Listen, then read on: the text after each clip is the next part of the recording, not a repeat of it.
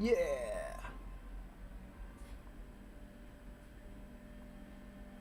So now the second part is no.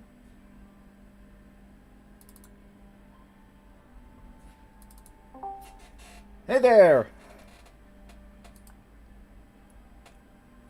Hello. Hello. Hey, Adam. Hey. Um, my wife was not very cooperative when it comes to uh, doing something with the TV. So Okay. so yeah, like she told me, um, yeah, when they delivered the TV, they set up everything already, and then I said to her, can you like show me the settings or maybe change them into English if possible? But yeah, I tried today again. Well, if the TV can go to Netflix already and it can do all that, then that means the internet is on. Yeah, but still, Um, that's the interesting part, right? He couldn't find it. Of course, as you said, or as I remember, it is important to kind of know maybe the IP and stuff like that, right? But which is usually in the menu. It's in like the network about section or configure network or see details or something like that. It'll show you the IP of the TV. Or you potentially could see the IP address if you can log into your router, if you know your login information on your router. uh, Like, good question. like what kind of a router do you have? Like brand wise, Uh, because that would tell you how to log in.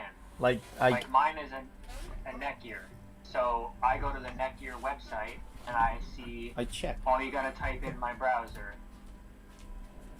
Huh? You can check. All right.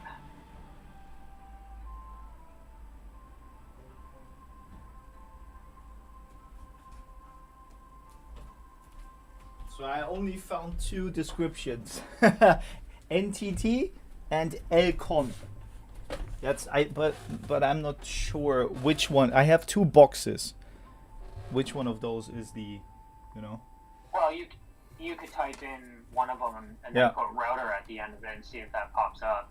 But like in order for me to log into my router to make any changes, mine is a Netgear, and my all I have to do is type in a browser 198.162.1.1, and if I press enter on that, it comes up with what's the password and user, and literally default is admin and password is admin, and you get right into your router login, and then for attached devices you can see what's attached. Okay.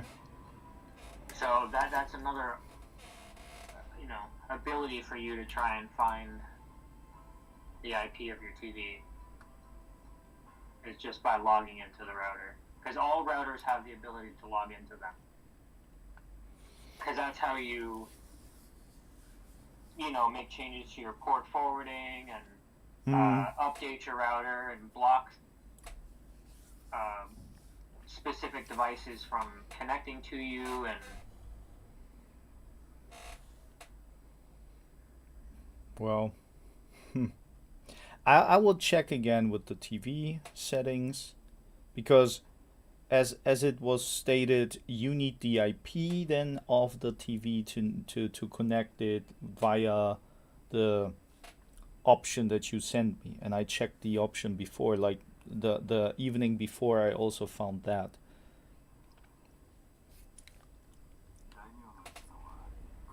okay, But um, we'll see. In the end, I wanted to try it also with the USB stick yesterday, but the problem was My USB stick is way too small. It's so old. It doesn't even have 1 gig. Like it has 1 gig, but there is something on it that. Yeah, most movies and shows are higher than that. Yeah. And then again, there is the other situation. Even if I connect it with the USB, I still need to find the settings or the how to access it, right?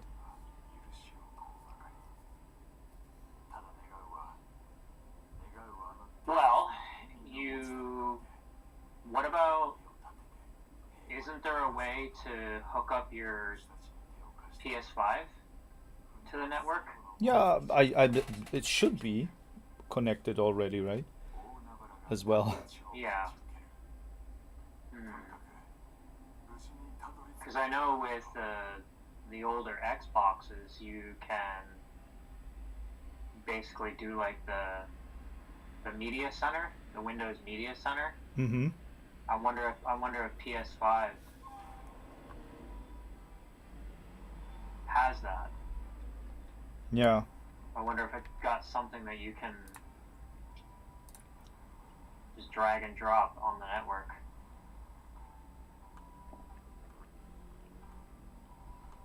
But logging into your router or using the TV to find the IP address, that's probably your best bet. Okay. Yeah. But my Like when wife. I log into my router, I can see everything in my entire house hooked up to it. And individually, I can name every device. So that way, if I see another one that's on there that I have no idea what it is, I can literally decline it and block it so it no longer gets internet. I can, change the channels of my signal so that, and I did that before. I had problems with mine a long time ago where I saw too many people around this street were using the same specific channels. Oh, really? And yeah, and so I had an app on my phone that would scan basically for quite a ways all around me who was using what channel for their Wi-Fi. Mm-hmm. And I noticed that mine was running along with everybody else's in the same channel. So I swapped it. I swapped the channel, so now mine's running by itself. I have an advantage now of having faster Wi-Fi because it's on its own channel. No one is competing with me. Ah, okay. There's no noise. And I remember taking my son to his swimming lessons, which is probably, I would say at least 150 yards away. Maybe 200 yards away, and I was still getting Wi-Fi at the door. Okay. Wow. So, yeah, it was pretty intense. You've got multiple ways of finding the IP. Yeah, I will try my like today in the evening maybe when my wife comes back. Well, if you know the TV model? I only know it's a Rexa, but which model I don't know. I tried that already. I searched Like online. looking up the manual? Yeah. Yeah, I have to ask my wife for manual where it is. I was gonna say, like, finding out the model, you could just look up pictures of where everything's placed and then know which one is which. Or use your app on your TV or on your phone. Translation app. Point it at the TV and it'll translate every word for you. That should work, to be honest.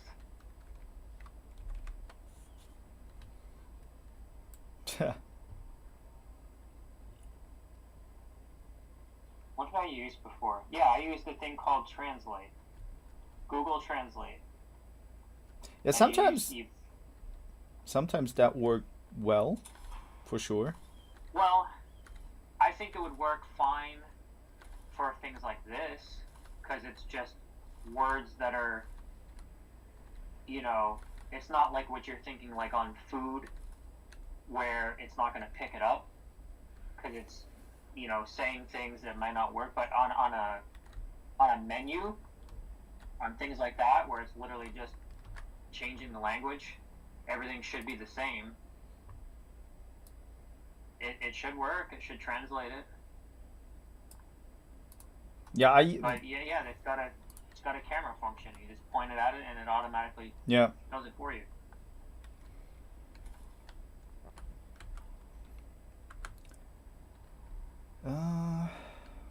Where to find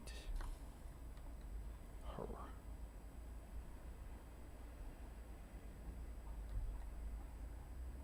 And then you could surprise your wife. You could be like, "Ha! I got it working. I learned Japanese." Yeah, I should do that. Yeah. It's like, because she always says, "Oh, you can't survive without me."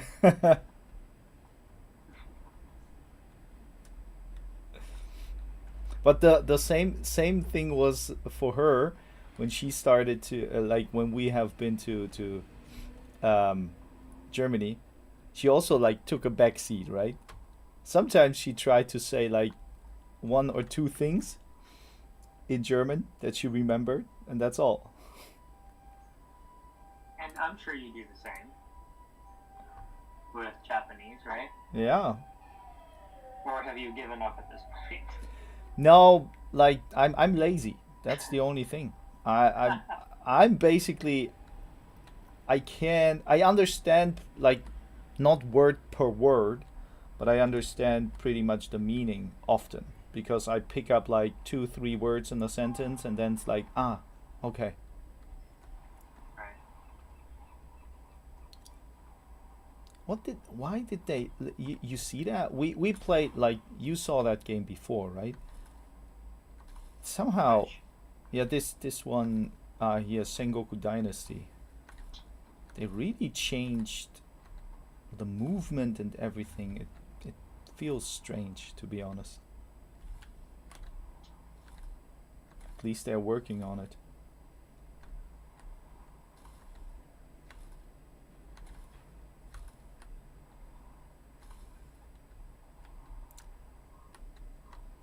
Ah.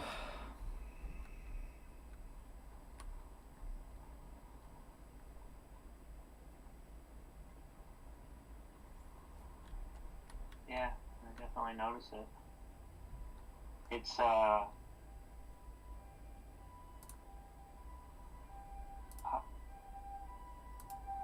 it look more lush and like vibrant? I mean, the movement, like, this guy looks strange. Like he is walking on, I don't know what. It's like he just had a giant enema, right? That's what it looks like he's walking like.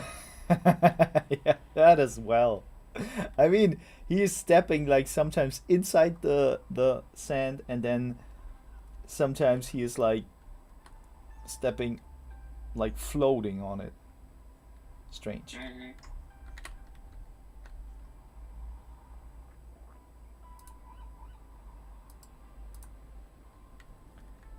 So,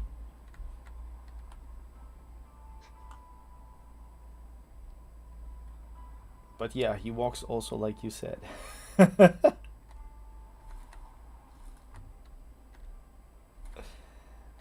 So let's check. Poor guy. Hey, some guys are really saying it's not that it's not that amazing.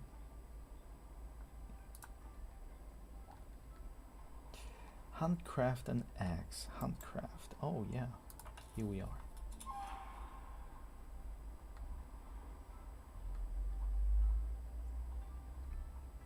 I am wearing that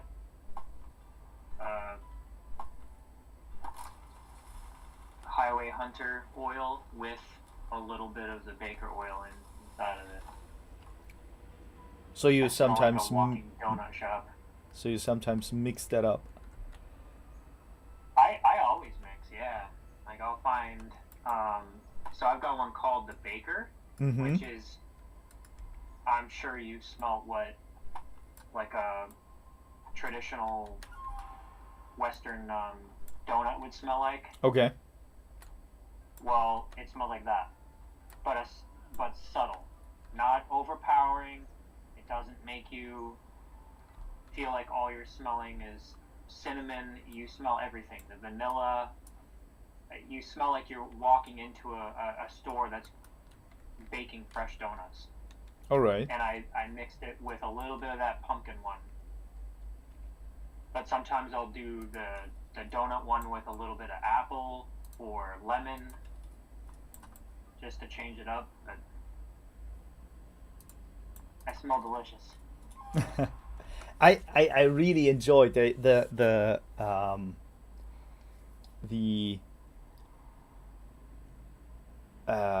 pictures were so cool.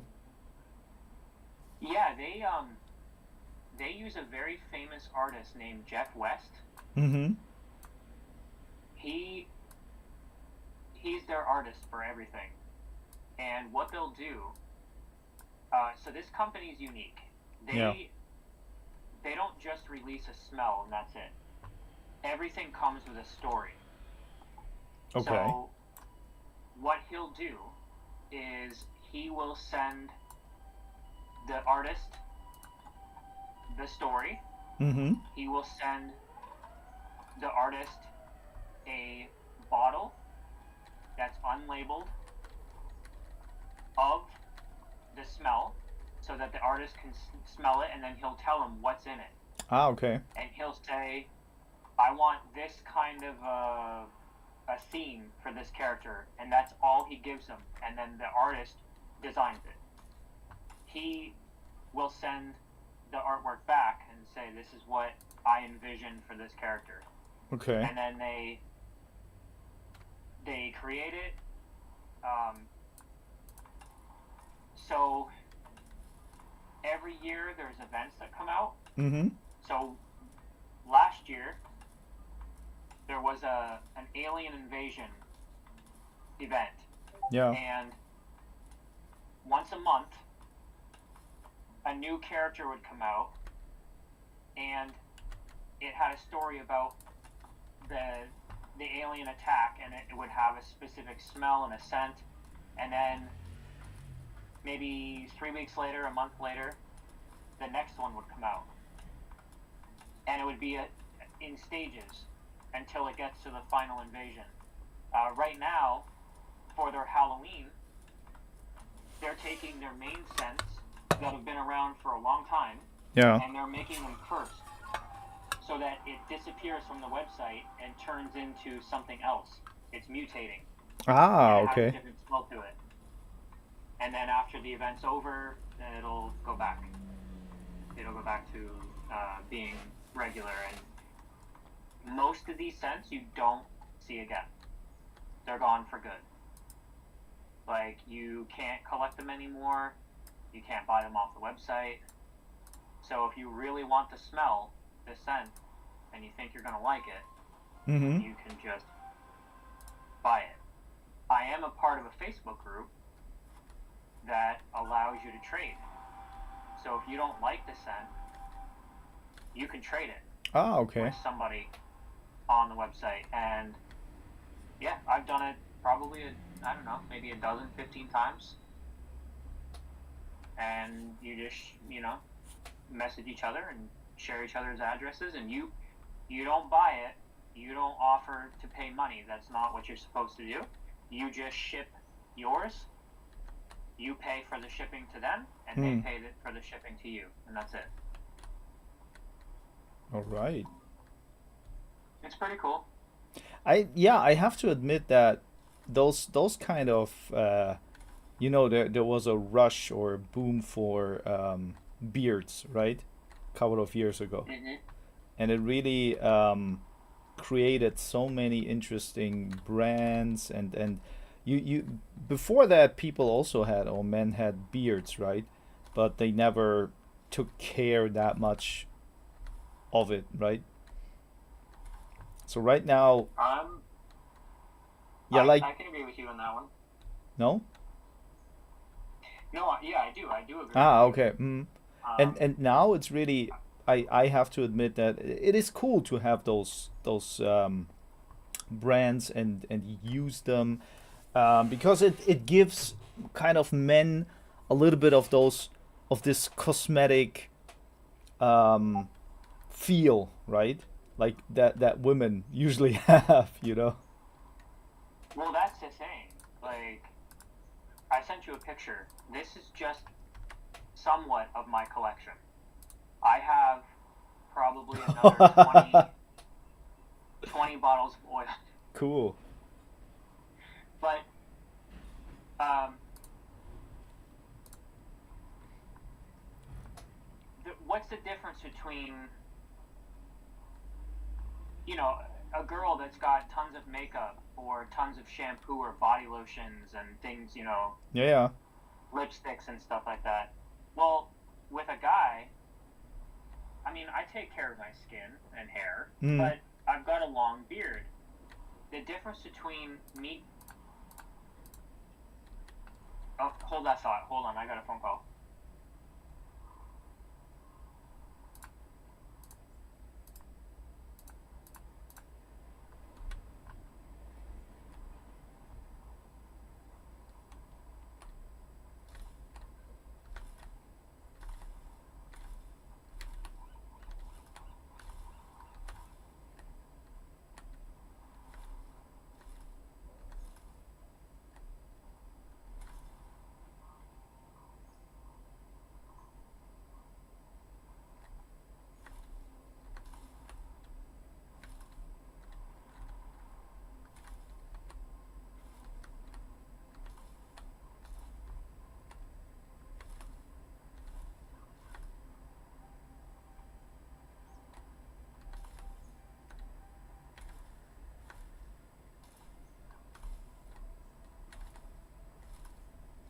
Can you hear me? Hello? Yep. Darn it. Oh, I'm back. There we go. Yeah. So, anyways, the difference between waking up in the morning and not doing anything at all to the beard versus waking up and then doing my routine, Mm. like, number one, it adds a whole new level of self care, Yes. right? Hygiene, True. and it boosts my self esteem. Yes. It makes me, it makes others look at me going, oh, he does this to his beard and he smells great, versus like, oh, he didn't even do anything to his facial hair. Like, that's gross. Yep. Like, I've got a routine with, you know, heat and cold with my blow dryer. I've got a heated brush. I've got oils and butters and specific combs. Like, I go full out. Mm. I just don't like a beard that looks messy and doesn't smell good.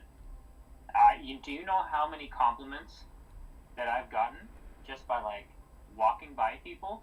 The other day I'm walking in Walmart shopping, and I'm just minding my own business, and some guy with a smaller gray beard walks by and goes, "Nice beard, man." And just keeps going. Yeah. Or I've had compliments from women. You know, I'm sure Nikki would be all mad, but they're all like, "Whoa, you smell good." Mm-hmm. You know, it's nice.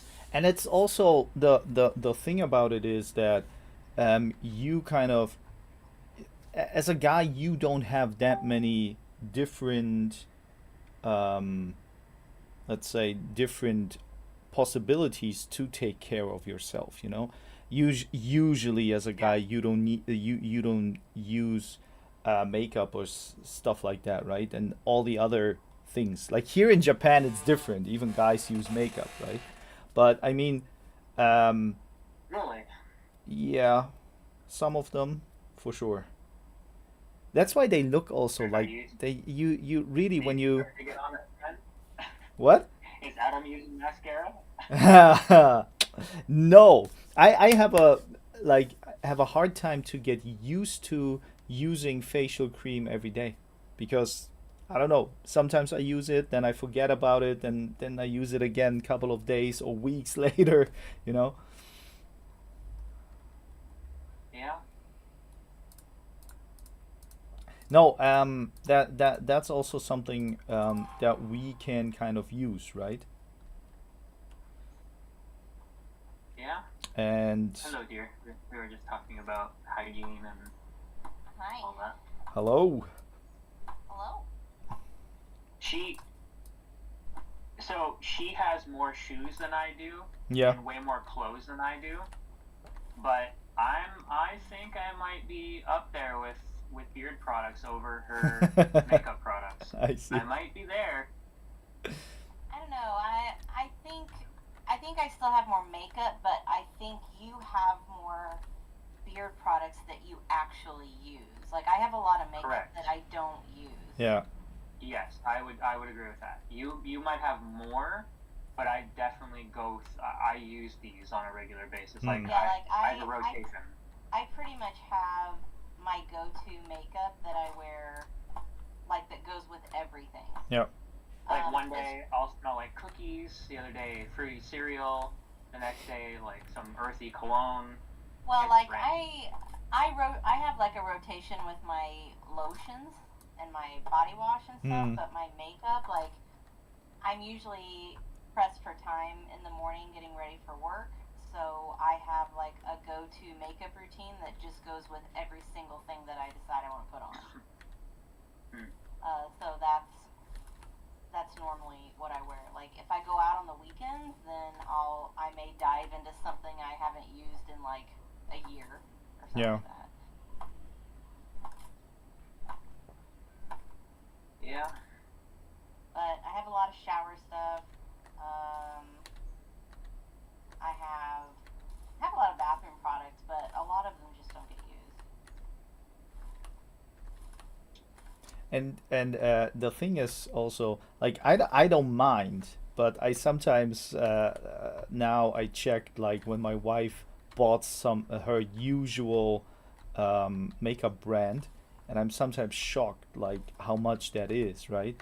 But um, the products that you might also use, it's the same. Like it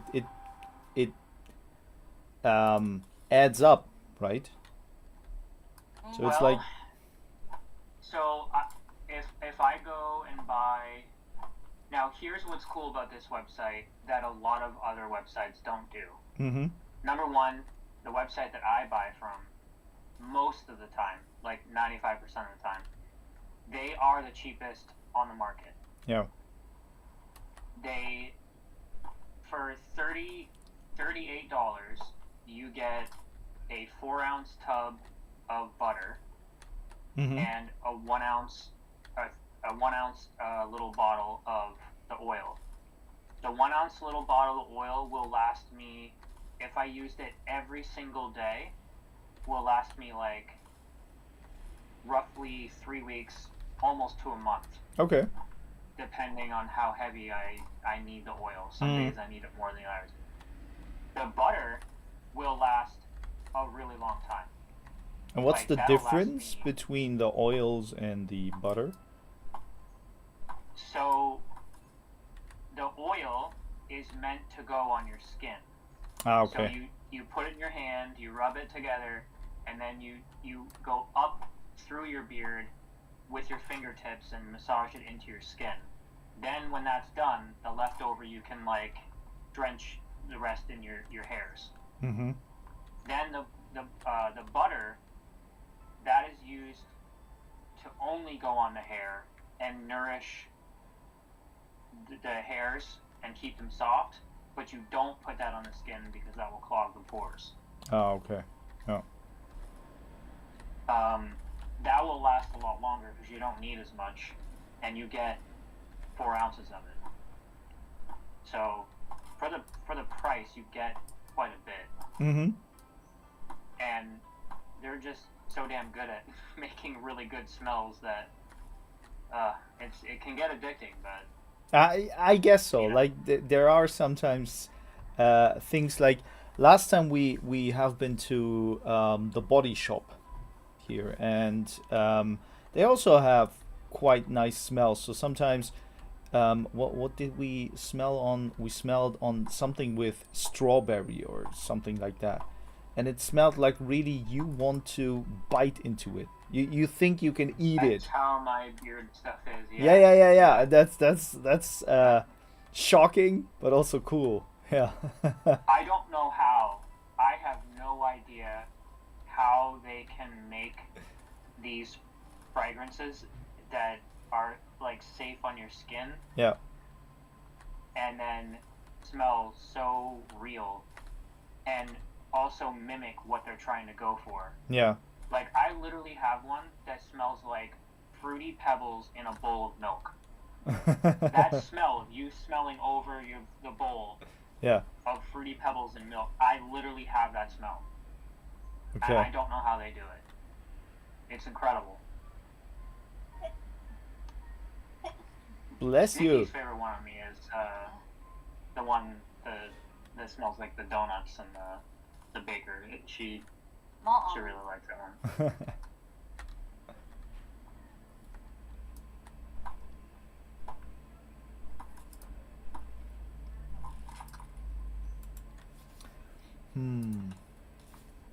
But yeah, I think it's they do a cool job. You also, every time you buy something, you with your account, you earn points, Yeah.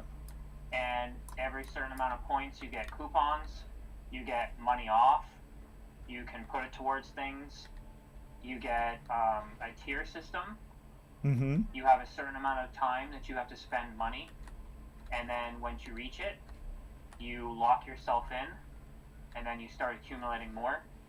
So at the moment, next year, in March, I will get a limited edition scent that will never come out and will only be given to people who have spent and have had the account this long.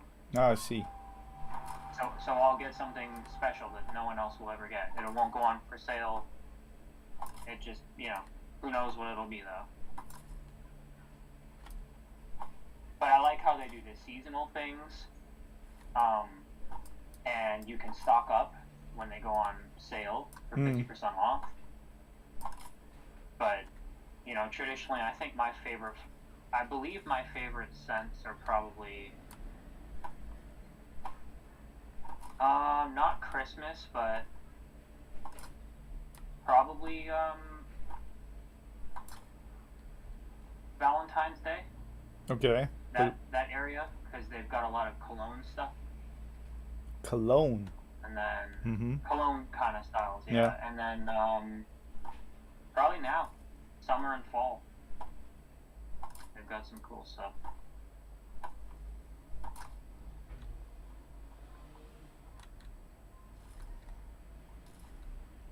Yeah, sometimes could be nice to try to have a beard again. Like again, I never had a real one.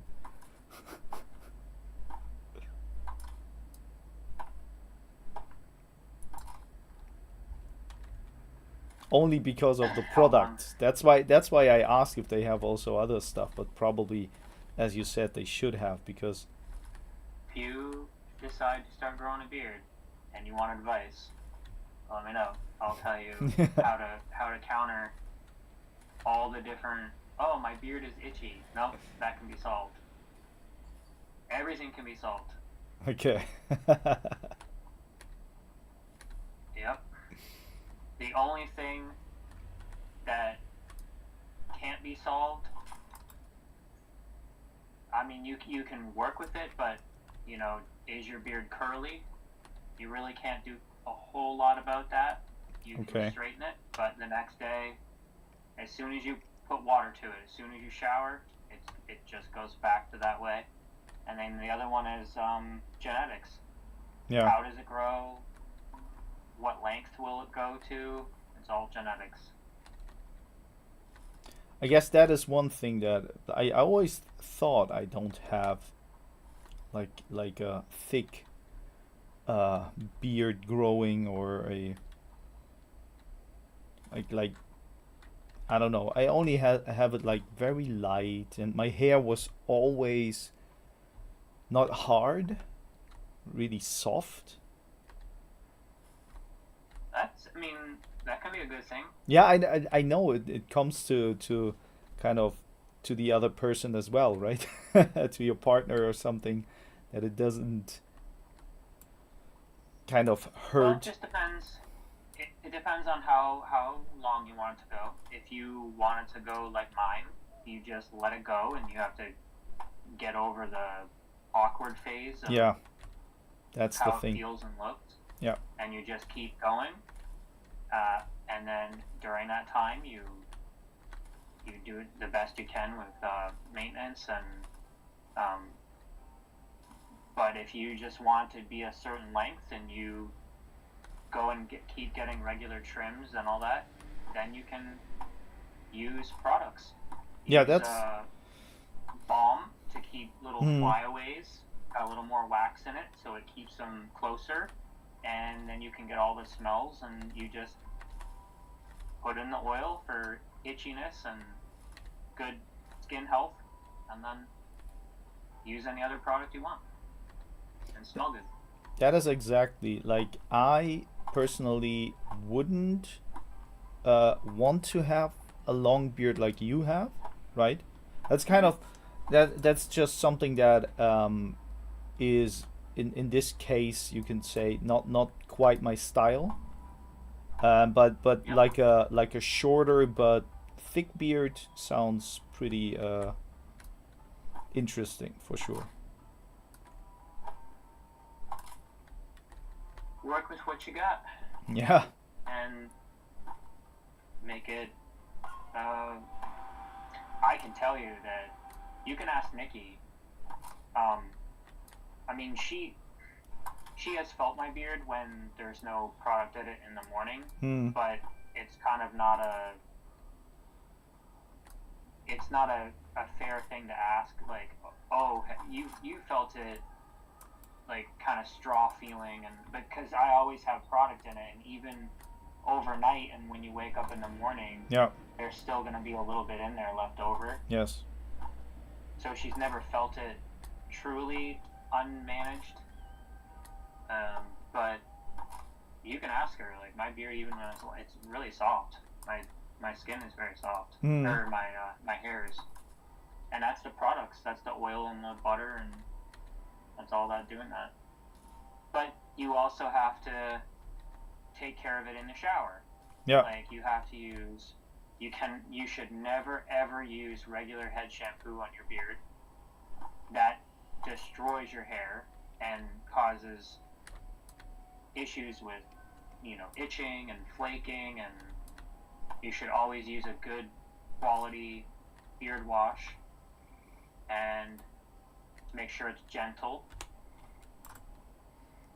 I have a puck that is around 8 months old now, and I literally take it and I get it wet for like 2 seconds, Yeah. and I wipe it on my beard on the left side and on the right side on my cheek, and then that's it. I bought it for $25 and it's lasted me 8 months, and it lathers like I used a whole bucket of soap. It's crazy, and it's very gentle on your hair and your skin. But once a week, you got to use a stripping wash to remove all that product and all that oils out of your hair, and then let your body replenish the natural oils and stuff. There is a process to it, but when you do it, you big benefits. Hmm. I do that Looks I good. do that stripping shampoo on my hair. Yeah. Um, well, I only wash my hair once a week anyway, so I have to cycle in that shampoo. Like once a month? Twice a month? Like every other time, I'd Yeah. say. So yeah, like twice a month, because I use hairspray sometimes. I use dry shampoo, and all of that builds up in your hair, and the like it gets on your scalp and stuff, and Mhm. regular shampoo sometimes isn't good enough to get all the gunk out, and it just builds and builds and builds. So you have to use a stripping shampoo to get all of it out. And you have to leave it on your hair for a little bit, like you have to let it sit on your hair. Like mine, you don't have to do that with mine, but maybe it's different because of beard hair.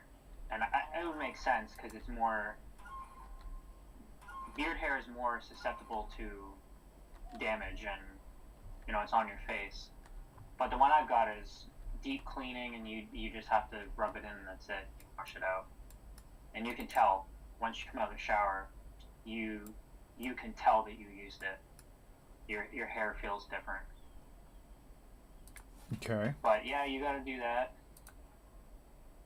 So if you ever decide to grow a beard, I'll let you know. Yeah. You get a nice wash, and then a comb, and if you have like flyaways, if your hair is kind of unruly, then you might need heat.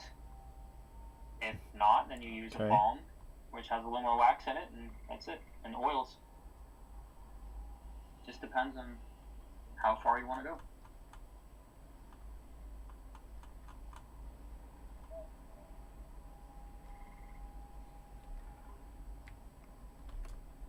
Seems like you're really, really experienced in that, right? Yeah, I've had my beard for I've had facial hair since the 8th grade. I have never been clean shaven since 8th grade. Okay. So I've had some kind of facial hair for 27 years now. All right. But I would say when did I start growing this beard out? Like maybe 3 years ago. Something like that. Sounds right. But say 10 years ago when I had a beard, I never did oils. Mm-hmm. I never did butter. I never used heat. I just used regular head shampoo. I didn't care about it as much, and it just wasn't healthy. And then I started growing it out and changing my ways, and I take collagen supplements for it. Mm-hmm. I take biotin for it, which helps with growth, and it's a major difference.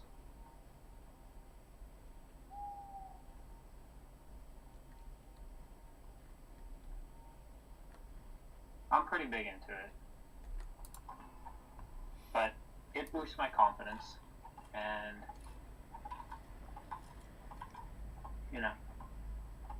Nikki sees that. It's for sure. It's also, as we said, it's one of the possibilities, or one of the kind of for guys to boost the confidence differently, right? Because I assume I'm not a guy that likes to wear suits, and you're probably less than a guy that likes that, for example. I just Correct. assume. So yes. No, you're right. I'm not a big suit person. So the point is then you can't show off with, let's say, something like that, right? Stylish suits wearing. I don't know. This is something that guys use, right, for showing off in quotation marks. But there are also other other possibilities to do that, like you do with the beard. Yep.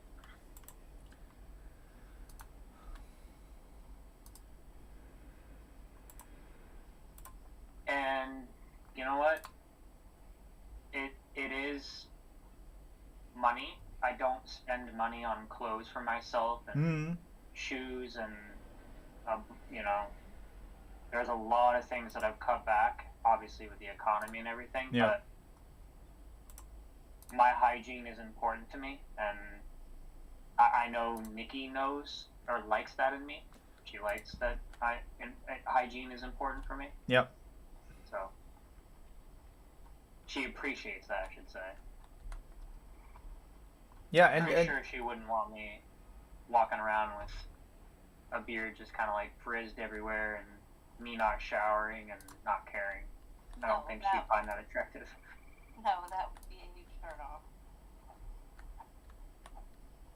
and that's a cool part that kind of you can show that with like beard cosmetics, I would say. I don't know.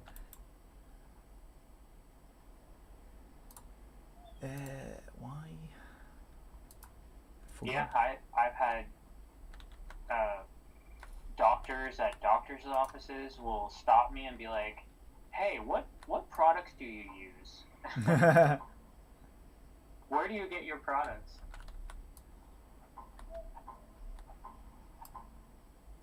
What do I need? There's also a lot of misconceptions about facial hair, and like one of the biggest ones that's taught to people when they're young. Yeah. That is simply not true, and it's completely it's not real. Is they always say, "Oh, if you start shaving when you're young, you're gonna have to start shaving real fast. It's gonna come in thicker." No. That's false. Yeah. That is not real. Yeah. That was with me. Yeah. Yeah, in the end, it's a lot of. Said the same thing to me. Yeah. In the end, it's a lot of genetics. It's literally genetics. It's the timing. Yeah. It's yeah, when you start shaving, you're what, 13, 14, 15? Yeah. And as soon as you start shaving and it starts coming in thicker, you're like, "Oh no, shaving is making..." No, it's just you're getting old enough where your hair is coming in thick now, and Punisher, he started shaving. Yeah.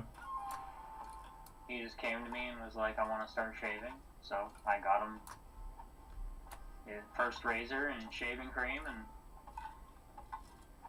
his own roll of toilet paper for when he cuts himself. The good old. Yeah, this is what I saw with my father. I always wondered, and then yeah, it happened once or twice. Mm-hmm. I don't even know when the last time I used a razor on my face. It's been a long time. But you know what though? I bet you that buying beard care stuff is still cheaper than having to buy razors all the time. Yeah, when you use so expensive. Unless you use a straight razor. Is that what you use, or yeah, I bought one recently because before that I had one that was a little bit like I'm using like straight razor is like a electric one, right? No, like the single bladed that's like razor sharp. No. I use a. What is use the electric one. Yeah. I know which one. I used when I was younger for sure. I like the wet shaving way more. It's like how you started. Yeah. This is how you start, and it feels really I don't know, natural almost. You could say. Well, that, and it feels your skin just after feels hydrated and smoother. Yeah, true. There's nothing like a close shave, but I don't really miss it. I'm okay with not shaving anymore. Yeah.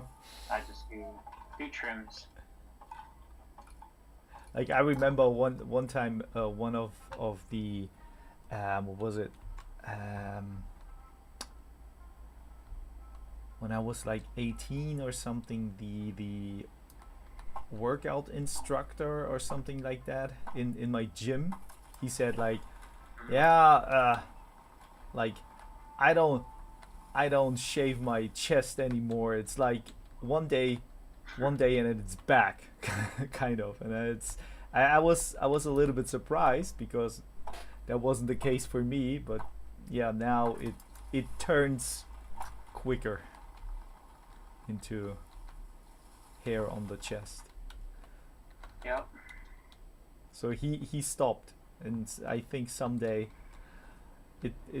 it's not fun anymore. So I'm gonna stop too. I have to say I'm almost happy my brother has he got the genetic um, jackpot, kind of. He has a beard, like not a very long one, but a thick one, and it looks cool for him. It works for him, but he is also like he has chest hair pretty much, like way more than I have, and even back hair. And I feel like back hair is really something. Yeah, that's a place that I don't have. I don't even think I have any really, much at all. I'm happy about that. I have maybe like maybe 5 or 6 that you can't see.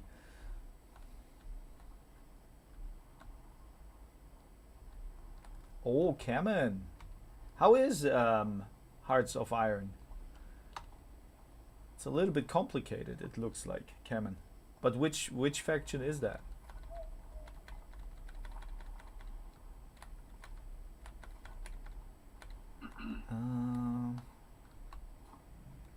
Yeah, let's go. Oh, now the last days of freedom. Next Wednesday, school begins. You know what's a little? Oh, you're already there, huh?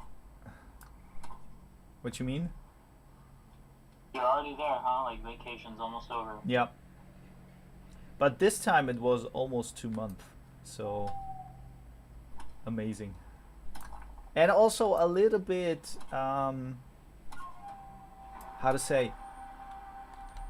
I as I said, I had a couple of problems with sleeping, and also because it's not so organized and it's hot here, so I don't go outside to get my body really fatigued, right?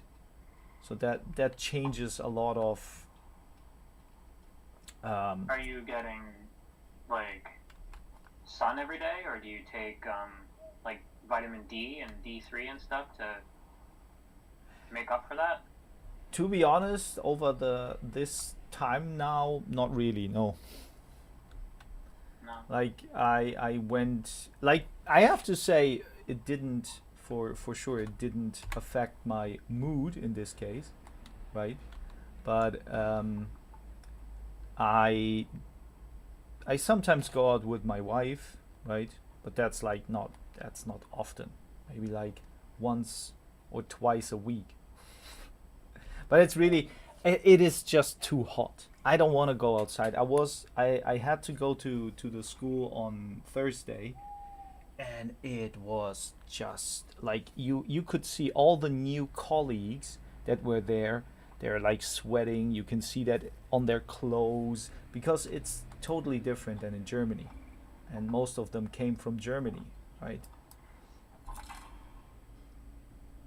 And yeah, that's one thing that I really not enjoying. When does Japan typically start to cool down? Ha!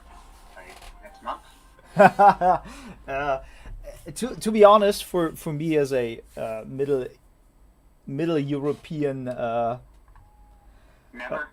never. No, yeah, that's kind of true. Like because you say never, there are a couple of instances, and that's, I would say, maybe now not so rare anymore, but it was rare when we were young. Like in January, middle of January, I had days with 20 degrees. And that is just too much. That is just too much. Well, they are calling for higher temperatures here for the wintertime, like more than average, but they're saying we're gonna get a lot of rain, a lot of snow, and a lot of storms, like snowstorms. Yeah. This year, that's what they're calling for.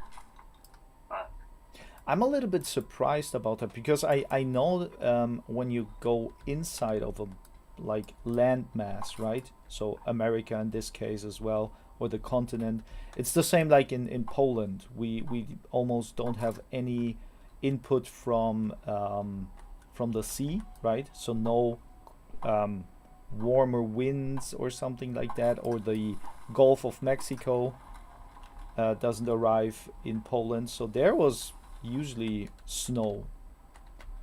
But in Hamburg, and Hamburg is in the north of Germany and has like from the east and the west kind of like the influence of warm waters or streams and winds.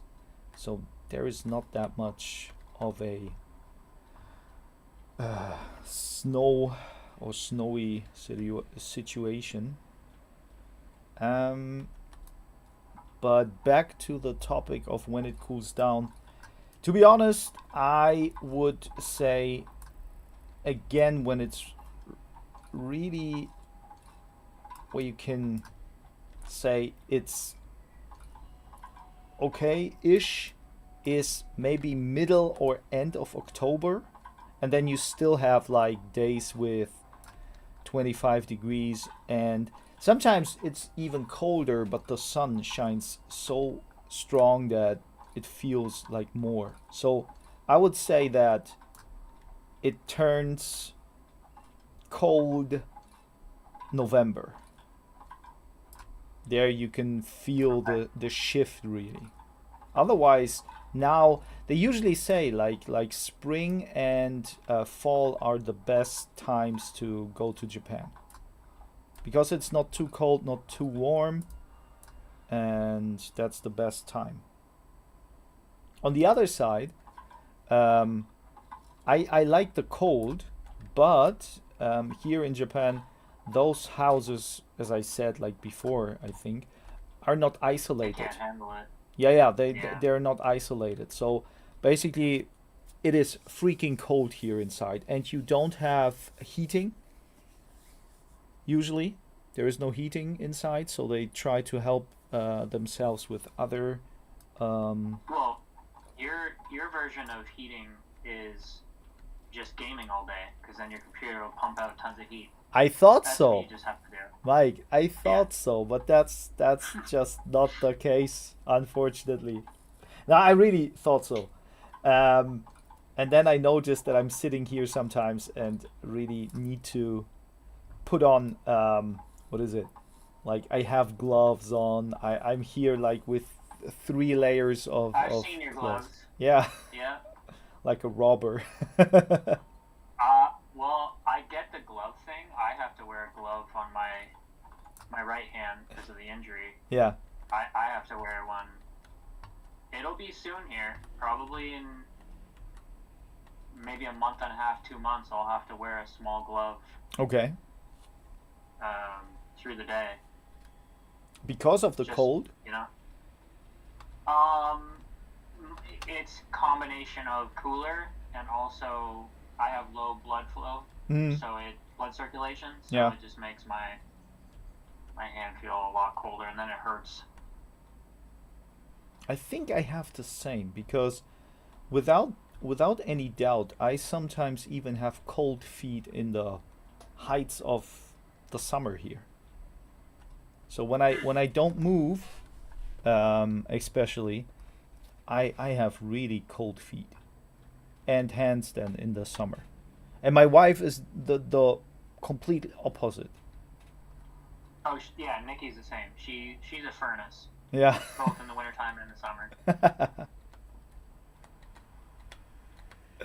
Oh my So bad. if we ever got stranded and it was like freezing cold nights, Yeah. she'd be fine, and I would just have to lay up against her, and it Yes. would be like toasty. I'd Yeah, be like, yeah, oh, yeah. this is great. I don't even need a blanket. but the funny part about it is that my wife usually tries to seek for the cold, right? So sometimes when we're here watching TV or something, she's like using her hands and her feet to touch any places that are cold on my skin.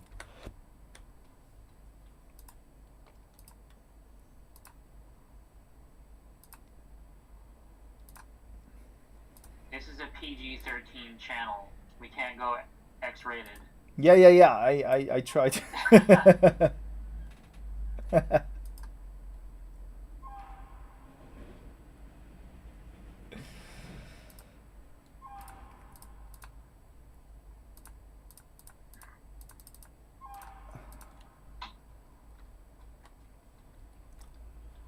All right, all right. Couple of quests here. It is pretty annoying how my hand will get so cold, even with a glove. Hmm. Inside, yeah, it's But not fun. but that's you know what's interesting when it comes to um like external heat factors like a glove or socks, they don't work because when your foot or your hand is cold, that's for me. I can't warm it up from inside. And I guess that's the point, like you say, that's circulation. Because what I notice is what helps, and that's crazy, using your own body heat. So then I take my hand and sit on it, right? Or use my feet and put my foot under my upper leg or something, and that works. That helps. Yeah. But Yeah, it, for me, yeah, it's literally like it is blood circulation, but it definitely comes from the type of what I have, like the yeah, diagnosed with mm, the radial nerve and the CRPS. That actually does cut blood flow, and so I will notice my fingers and my hand actually turning more red and like a hint of purple, and like when they're cold. I'll get in the shower and look, and my right hand is way, way darker. And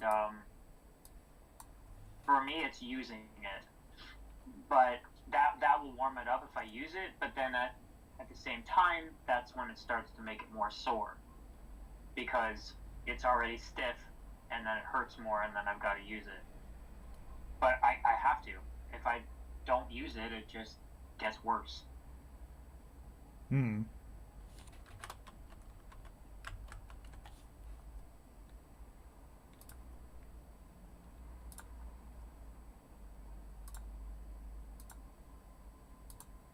But I'm hoping it's not as cold this winter. That'd be nice. And it'll also save on the electric bill too. Yeah, that's true. Running all I think yeah, my entire apartment is baseboard heaters, so you have a floor heating. yeah, it's like on the bottom of the walls, Oh, okay. all the way around. Baseboard heating, yeah. Which is good heat to heat up your rooms quick, Yeah. but it can also dry out your air very fast. So I have to run some humidifiers. Mm. I've got to put moisture back in the air. So I've got two for the apartment. It also helps with Cade's asthma, Mm. not being so dry, can help him.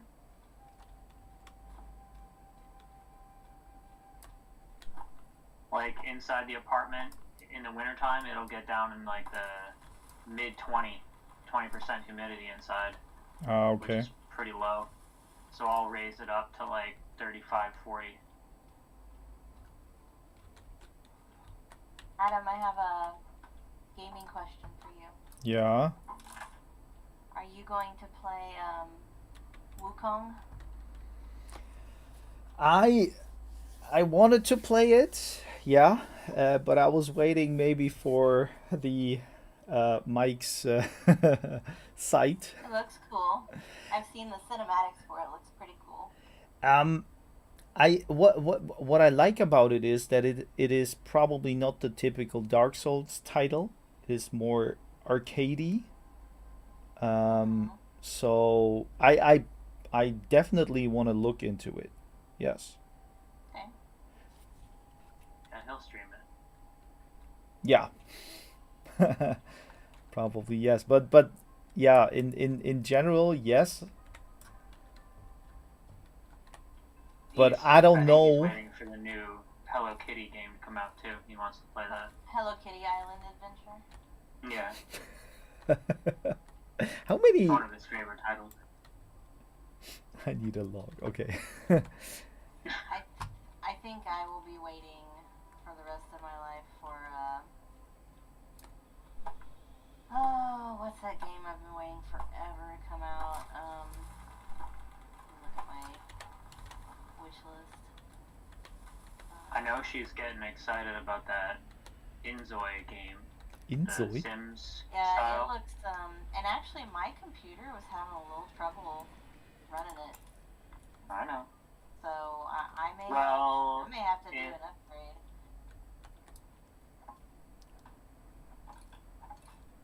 yeah. Like in the beginning when it well the animation where the cat walks across the room and then it ends up laying next to the computer screen where you go to your character creation.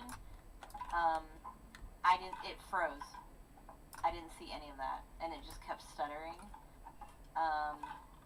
And then when I backed out, there was another animation of the cat moving around, and it just was like it would freeze, then it would stutter. It was just having a real hard time with it. Hmm. I have to say, I'm like I can understand why people like Sims, but it's like I don't know, it's nothing for me, right? I know. I really love just It's a relaxing thing. For her. it's just relaxing. Like I like fighting games and first person shooters Hmm. and regular games like that, but then like I'm also playing a somewhat cozy builder gathering game. Yeah. I mean, there's people that come home and play Lawnmower Simulator where Yeah, they're I cutting know, the I know. grass. Like, you know, they love it. It's just something to like. I think there's even a power wash one.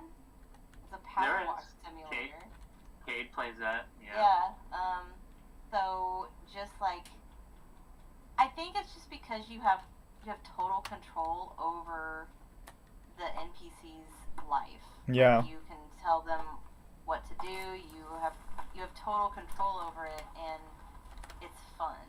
But Um, y- and there is I think a little bit I noticed that a lot of women like Sims. I think well, it's yeah. like when you take the gamer community, I would say it's more than the like high majority of women like that game. It's like 80-20, 70-30. Yeah. Probably, yeah. Yeah. Yeah. And that's just interesting, but because I think it's also something inherent in the kind of social aspect of women, right? Women like Mm-hmm. social activities. Women like Well, not all women. not all women, but the majority kind of like Uh, I mean not only like being engaged in social activity, but let's say gossiping is also kind of like a you know like a yeah. social I component. know plenty of men that love to gossip too. Yeah, sure.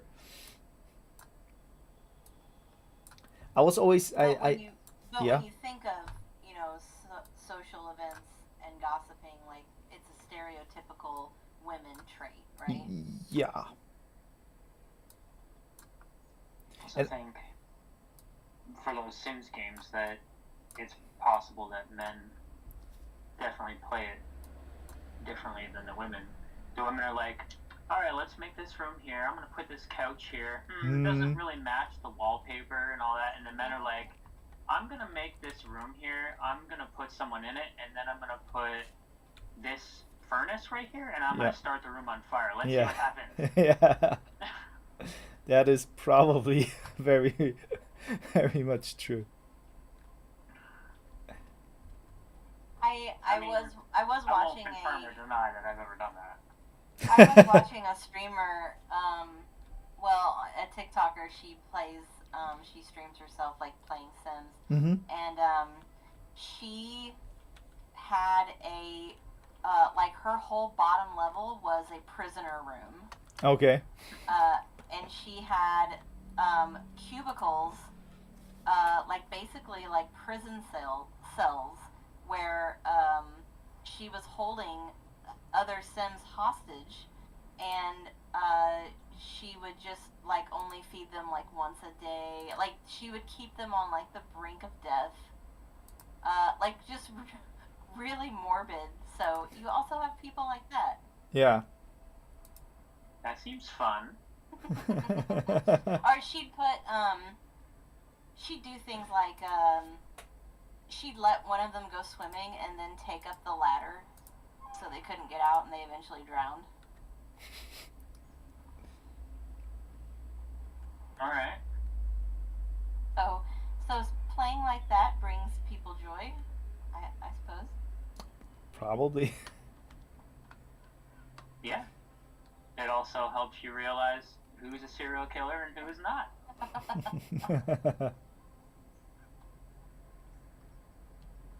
And now she's on the watch list. FBI confirmed.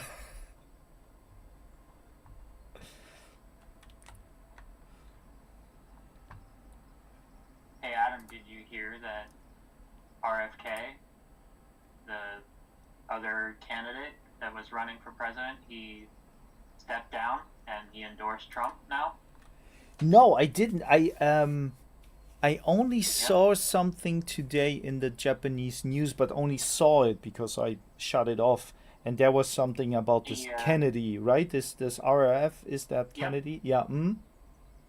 yep, that's Robert Kennedy Jr. Yeah. He was running for president as an independent, and he knew, and everybody knew that he wasn't going to win, but he used to be a Democrat, and his entire family. I mean, that's his family member. You know, that's a Kennedy. He was shot, assassin in the back of his car, like Democrat. He does not like what the Democrats are doing Yeah. and what they're doing to this country and how it's completely different and how the Democrats have completely changed. So he was running independent, but he knew that he couldn't win, Yeah. and he was roughly between 1 and 6% of the votes, depending on the state, that was going to go towards him. Mm-hmm. And most of those votes were going to pull from Trump. Some of them from, well, now Harris, but Yeah. was Biden. Well, he knew it, so he decided, he talked with Trump apparently, Yeah. and a lot of the issues that were very important for both Trump and RFK, Mm-hmm. they both agree on. So what RFK did was he is still going to be on the ballot in most states, but the swing states, the ones that are very important, he's taking himself off the ballot. And he endorsed Trump. So that means that the states that are swing states that are very important for the race Yeah. only have Harris and Trump on it now.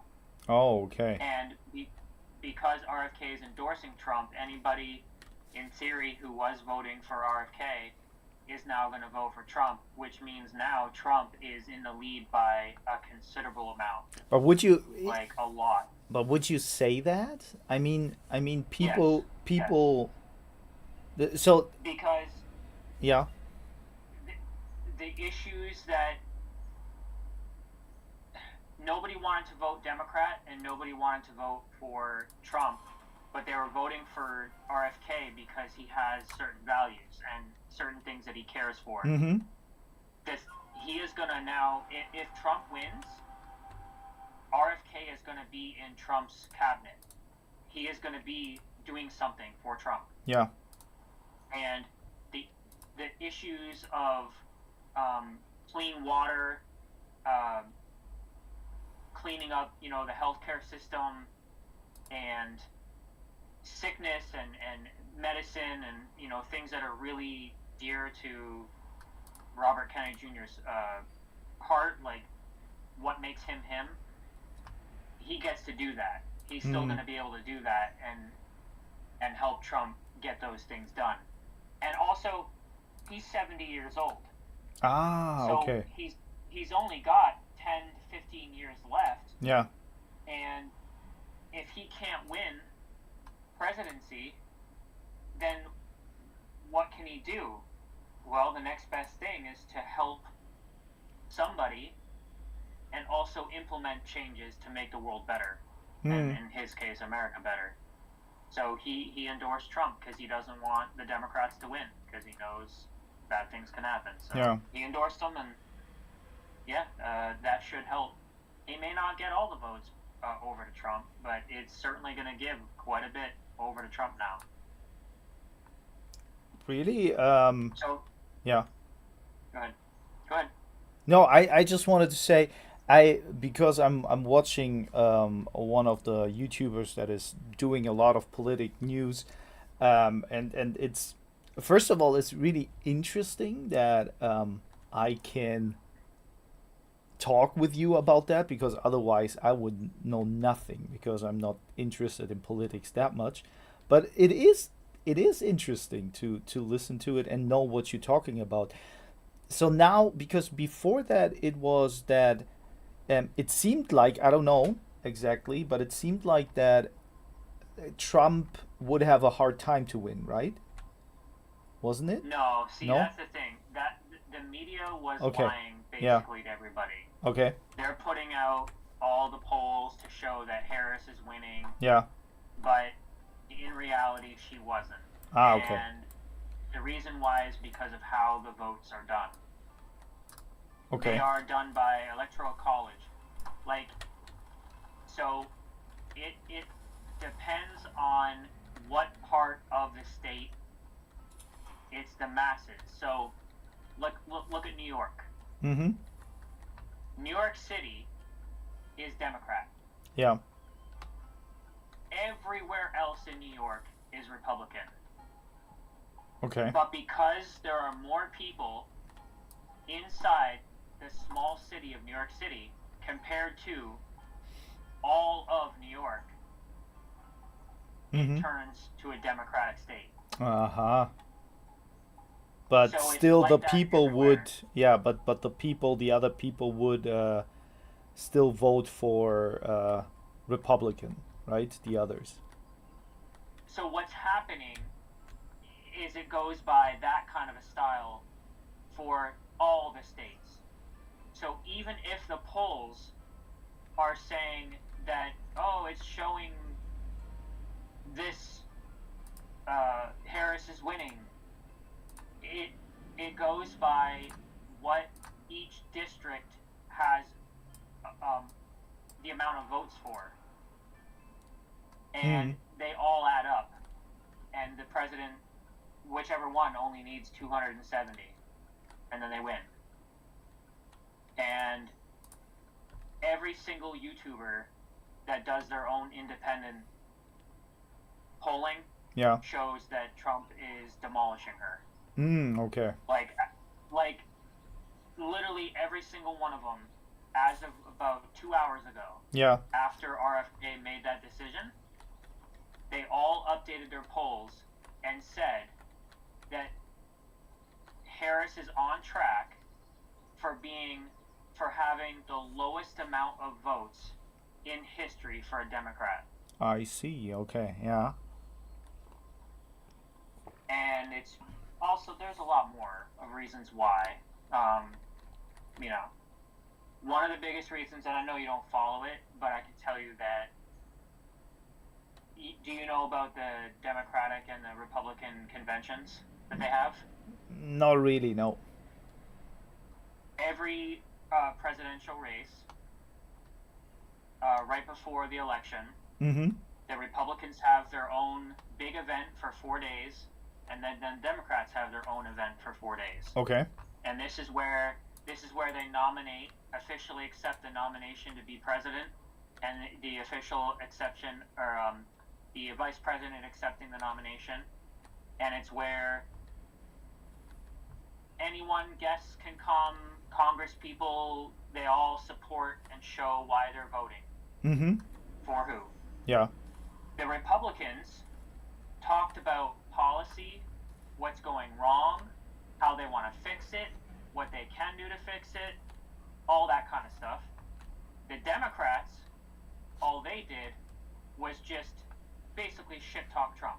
That's all they did. Ah. They bashed him the entire time. Yeah. Somebody did a counter on the third night out of the 4 days. Trump's name was already mentioned over 500 times. And policies and things that they can do to fix was only mentioned roughly 10 times. Wow.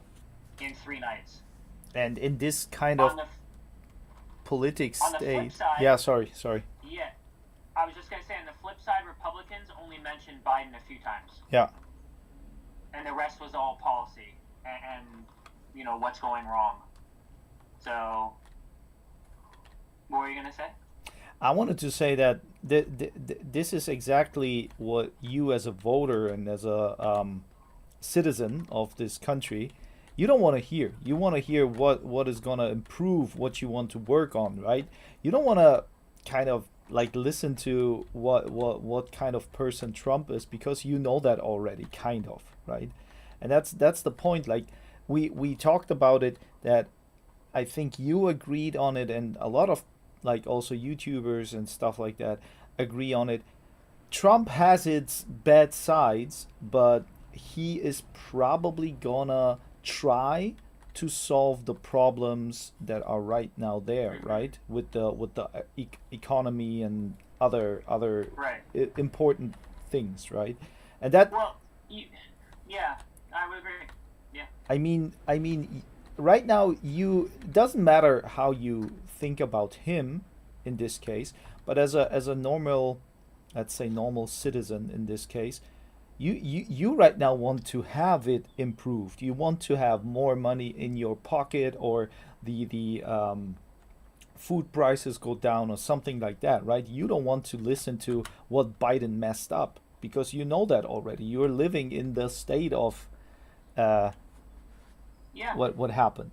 Yeah, and it's the fact that they had a few weeks before their big event, where they, you know, suddenly Biden switched out for Harris. You would think during that event that they would be like, okay, let's talk about what we're gonna do to make this country better. Yes. And let's make this event all about that, so that on the biggest showing, where millions and millions of people are watching over a 4-day course, 4 days out of a week, they could see what's going to be fixed and how we're going to do it. Yeah. And yet the whole time was just bashing. They never even told people. So it's like, where is your trust? I mean, are they expecting? People care now. Yep. Way more people care about, like you said, groceries and being able to afford rent and not being homeless, and it's just terrible. Trump has his things about him, but I always tell people, and Nikki can confirm this, when it comes to voting for Trump, people need to basically close their mind about him, his tweeting, and his posting messages and sometimes saying stuff, and just look at what he did in the 4 years for the economy Mm. and things like that. And you may not agree with all policies, but compare them to the current and the last 4 years, and you will see a giant difference. It's about like um, put away your feelings, kind of, right? Yeah, Just look pretty at the much. facts, Hmm. Yep. and yeah, And not everything's perfect. no, There no, are things that the Republican, have done that some don't like, but you have to look at it as what's important to you, and also for the future. mm, Like, how is it going to impact the future? yeah, And a lot of people don't want to be censored anymore. They, mm, I don't want to get it over, your YouTube channel with some of the things that they agree with, and it's just not. mm, A lot of people don't agree with it. yeah, Like you talked about DEI stuff, and that's mm, all there. Some yes, people just, yeah. We'll see what happens, but RFK endorsing Trump was very big. That was very big for Trump. yeah. It like how It's you basically explain it. his race to lose now. Yeah. Wow, interesting. Yeah. It's also what is really interesting. Like the older you get, like you even in your interests change. Like I would never thought that I'm kind of would talk about Mm-hmm. politics, and I'm not talking in a way like that is I am trying to change something or something like that. I'm happy I'm informed, so I can talk with other people about it and see also their point of view. Here in Japan, Well, um, yeah, I was gonna say you're in Japan. You might see things much different or hear things different, like not even how they're even happening. I don't know how do they view Trump over there? I have no I idea. sometimes I don't know. I would have I should ask my wife in this regard, but I guess that they here in Japan, television in general is very strange because Is it? yeah, like of course you have news here, and of course they inform you about what's happening around the world, but it's how to say it's almost like a small portion of it, right? And it's like being informed. That's all, and then a lot of other like they trying to show the people here, the population, that everything is kind of sweet and nice. In this case, I mean, all the shows here, besides news, are so they're only about food, like tasty food, or some desserts. It's there's nothing really mm, like criminal stuff, like some police investigation program or something like that. It's really interesting. They like 80% of the time you only see happy things, and That's definitely planned then. Definitely controlled. yeah, Oh yeah. that's definitely like They want to keep you happy and yes, complacent. yeah, yeah. So that's a totally different point here. Like I don't know, they Thanks. like here what happened in Japan was also that the prime minister will step down because the elections are soon here, and he's stepping down. And I sometimes like wonder why that is because um, my wife said it's a little bit about the rumor, not rumors, but r- kind of like bad like something in the party is happening. I don't know. Like they had a lot of Oh, okay. um, kind of what is it, bribery or something like that, or some payment things that are not really conform with politics. Well, I bet bet that if that is true, that it happened, and then he just, did that. No, he. Unlike here, It's not about it him. took Like, 3+ years. yeah. I think when I understand it correctly, it's not about the that he did it, but his party.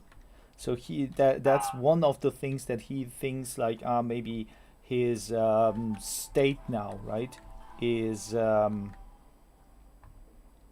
maybe the people look different at him or something. And my wife always complains, and I think that's a lot of young people here, in general, in a lot of different spaces, politics and um, hey Spikes. So what they did is here, the whole working environment and politic environment is pretty much dominated by old guys. In the working culture, it's really like the old people have, like, they have the status. They work for a long time in this company, so they have to be respected, and no one is like, they that's kind of like maybe 20 years ago, but no one is kind of um how to say, confronting someone like your superior. No one is confronting your superior when it comes to that maybe this idea or your perception of something is not correct, so maybe we should do something else, right? No one is saying maybe this approach is better. When your boss says, I want to do it like this, then everyone says yes, kind of confirms or affirms, or how do you say. well, here, like Congress, and whenever you watch, voting going on in Congress or some Yeah. kind of investigation, or like half of them are sitting there with breathing apparatuses on, in Yeah. wheelchairs, drooling. Like Yeah. they're so old, Yes. and they're completely out of touch, untouchable. They think they're invincible, and they're greedy and power hungry. Like, get out of there. Let people that are young and the future. Yes. Like, it sucks to say, but go live the rest of your life, which probably isn't much longer, on vacation. You've Yep. got more than enough money now. Go, leave. Yes. Like, let people take care of it. And that's the same approach here, because the old, let's say the old guard, we say that in Germany somehow, the old people kind of, they want to stay in power, so they also only empower those who are old, right? And of course, as you say, their thinking and their view on the world is different, is old school kind of. And that's the thing, like, each country needs at least some younger thinking individuals to understand what the. Which is exactly why Trump has taken on his vice president, Vance, because Okay. he's young. Okay. He's really young. Um, yeah, and he's pulling in votes with a lot of young families and young people and the Rust Belt, and he made a calculated choice on that one. Whereas Harris picked an older guy, Yeah. still, I mean, around her age, probably. I think. No, didn't he really looks look- old. Really? Yeah, he All right, looks old. we're checking this out. He's an old white man. All right, Harris is. Because I mean, Harris is probably in her like She's- 50s. She's 59, yeah. Yeah. How old is her running mate? and he is. Gotta be almost 70. He is 60. Okay. Oh. Yeah, but still, that's it's the city mile it's line. just, to be honest, it is too old. Like, I mean, when you take someone and that's already old, but I mean, when you would take someone who is, let's say, 50, Trump's running mate or VP is 40. Yeah, Vance that's turned that's 40. amazing. That's like kind of you can relate better to that. Here as well. Here is like they showed a couple of candidates for the next prime minister, and they kind of like they have people that are like 71, 69. That's crazy. Like I don't want to be represented by someone like that. I mean, I and know. then there is one guy that is like 43, and I'm like, he should make it, kind of. Like, like, no matter how you feel about Trump, Trump's 80. Yeah. The thing is that he said it best. With all the attacks going at him, with all the charges, with all the fake indictments, with everything that they're doing to him, Yeah. getting shot at, all of that, he doesn't need to do what he's doing. He can literally go for the rest of his life, live like he's on vacation with his Yes. family, That's true. and be peaceful and have fun. Go golfing, do whatever he wants to do. He's doing this because he knows that his popularity can allow him to save this country for at least 4 more years. Mm. And I'm saying that and save this country because I'm extremely worried Yeah. if it went to her, and not because it's a female, Mm. because of policies. Yeah. This would be bad. America would be in worse shape than it is now.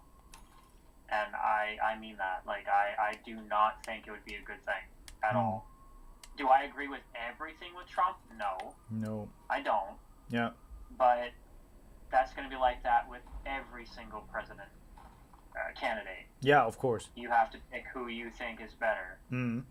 And everybody I know personally, like on a personal level, says the same thing, that she would be bad news. Mm. It just makes you wonder who's voting for her and for why. Yeah. You know why? You ask them, you know what their answer is? They don't know anything about her. They don't know anything about, they won't say anything about her policies. They won't say anything because she'll do this, this, and this. They'll say, because I don't like Trump. I don't like Trump. Or there are Like, it's pathetic. yeah, I mean, there's also like the other side a little bit to it. I remember that, what was it? Some like third row actors kind of advocating for her because she would be the first woman, right? Stuff like that. Like, Oh, yeah, I mean, yeah. yeah, I mean, that's the same like right now in workplaces, right? You have to give someone the job because of a certain color or identity instead of what those people can provide, right? I'm 100% okay with voting and picking and supporting a female president. Yes. 100 does not Yes. matter, female or male. Not I this do one. not care. But not this one. She is not. She's not presidential quality. Ah, okay. Not at all. Not one bit. I don't care if she was female. If another one Yes. and ends up She has being to be very likable and great. competent. That's not the issue. Yeah. It's what they stand for and what they're wanting to do, and she is not it at all Hmm. whatsoever. And I would rather put up with Trump saying stuff off the cuff and tweeting funny stuff Yeah. and his policies than her. Like, no way. Just Yeah. not good. And if without saying it over the stream, if you knew some of the stuff that she actually stands for, you would probably yourself be like, really? Yeah. Or the things she's done in the past. Things that she's flip-flopped on just to get votes. And I not heard, cool. I just heard from other YouTubers that there are yeah. other skills involved maybe to get to the Mhm. position. But yeah, I mean, RFK said it perfectly today in his stepping down. Mm-hmm. he said about what the Democrats stood for back in the 60s and 70s and what all the things that they stood for in America and how they're a completely different party now. Mm-hmm. Democrats they're swapped on everything. And really, the Republicans are now, they stand for what the Democrats used to stand for. They Okay. swapped. All right. Like the parties have basically swapped. Interesting. Not every single thing, but most of the things. Yeah. It's kind of crazy. What's that actor that played in the Hangover movies? Galactus or whatever his name is? Yeah. Galifianakis. Yeah. He came out apparently today or yesterday and said that he wishes that celebrities would stop endorsing and getting themselves involved in politics because they're actually hurting. Mm. They're hurting the Democrats. And they're hurting themselves, kind of, Yes. because Yes. Well, they are, Because- I think they're hired yeah. to be entertainers, and I feel like they should be neutral on Yeah. politics. Like Mm. Well, we don't need to Yeah. know their opinion. yes, well, it's that, and they're also being very outspoken. Like, look at Robert De Niro. You know what he did? Like, he's lost a ton of fans. A ton of fans because of what he was doing. I don't know what he okay, did, but it sounds Ford, who- not good. Oh, he was just bashing Trump and went to Okay. the Trump trials and was protesting and bashing him and calling him names and saying he's so, like, just everything you could think of, just saying it out to everybody, and Mm-hmm. people, stopping him on the street saying, how could you be, and he'll tell him to F off, and like just rude, and he is not a pleasant person at all. Like, it showed his true colors. Like, support who you want, but Yes. stop getting involved because, yeah, you're a celebrity. If you really think that there's going to be hundreds and hundreds of thousands of people that are going to be like, oh, well, because I like Robert De Niro, I guess I'm going to have to vote for the way he is. Yeah. Like, his opinion doesn't matter. No. Like, you look like a clown. You look like an idiot out there. Like, keep your mouth shut, vote for who you want to, Yes. and go make movies. But True. because you suck at doing the other things. Yeah.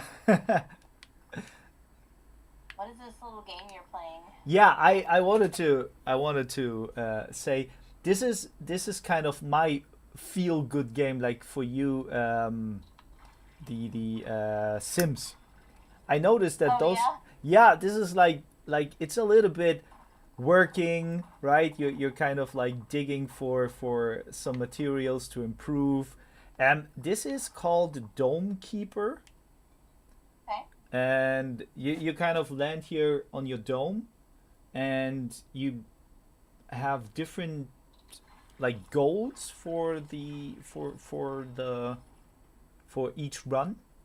So it's like it's a little bit roguelike because you can manage to survive, or when you die, when you survive, kind of you get like maybe a new equipment or a new, like, let's say I got something like a driller, so sometimes I can use a drill that goes just deep into the mountain, so I don't have to dig.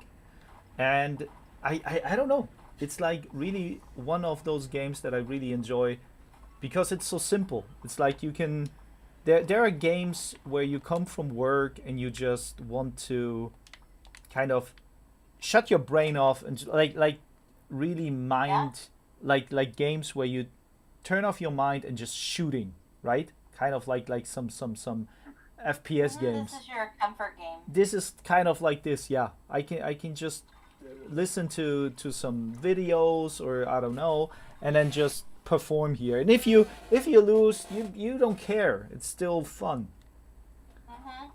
2024 game brought to you by 1980s graphics. Yeah. But you see, those games, they don't focus on that. And I myself, like, I No. love graphics. Like for me, a game has to have a certain graphic, so I like it, right? But this game kind of okay. The graphics are not very amazing, but all the other things like the options that you have, it's not hard to play, right? It's not competitive. That's also something that I enjoy about it. But does it last long? This one, you yeah, mean? like like does it continue on for a long time, or do you get to an endpoint pretty quick? When I think this one I can't tell you yet because I guess you have a lot of possibilities to play that game because I saw you have what is it? You have contracts where you can kind of try to do something special, like you have a goal in this run, kind of like gather 200 gold or something like that. And then you gather 200 gold and you get, I think, like a kind of like a currency or something. And with this currency, you can then I think buy other equipment or something like that. And that's why this is kind of something that people maybe enjoy. I'm not sure if I would play the game when I finished it. There is another game that I played also already. It's called Wall World.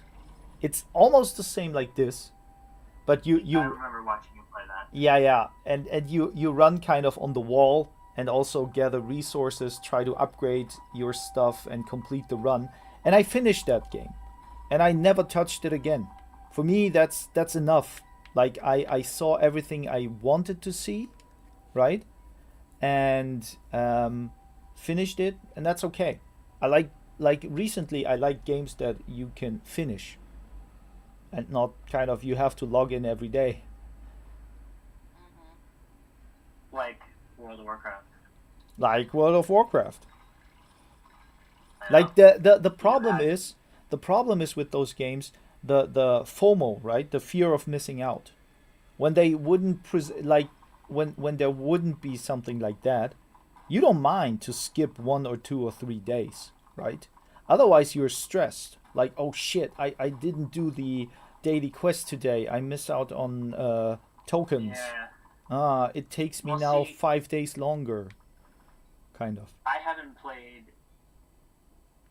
I've always played WoW from launch all the way until, just recently. Yep. And I thought I was going to have a giant fear of missing out just by not even getting the expansion and playing. But, I mean, when you look at it, yes, I had all these years worth of mounts and pets collected and Yeah. gear for my character and play time and stats, but in the end,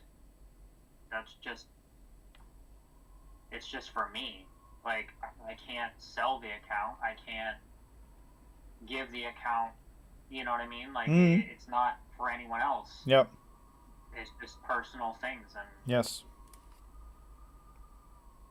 yeah, You can still I come back, I haven't had but any FOMO. I mean, you will. You'll probably want to go casual because you're okay with going casual in it.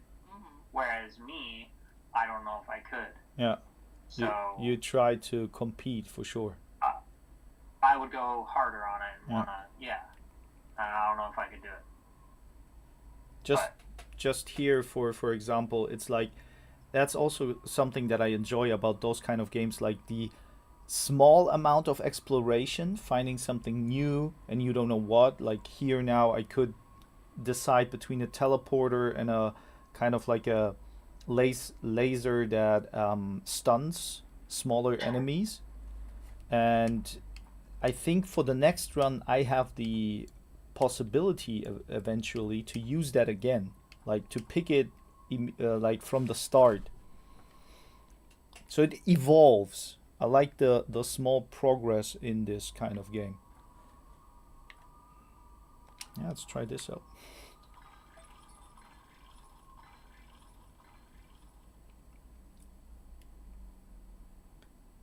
Are you into zombie stuff? Depending, like, depends on, like, in general, I can play everything that has, you could say, RPG elements in it.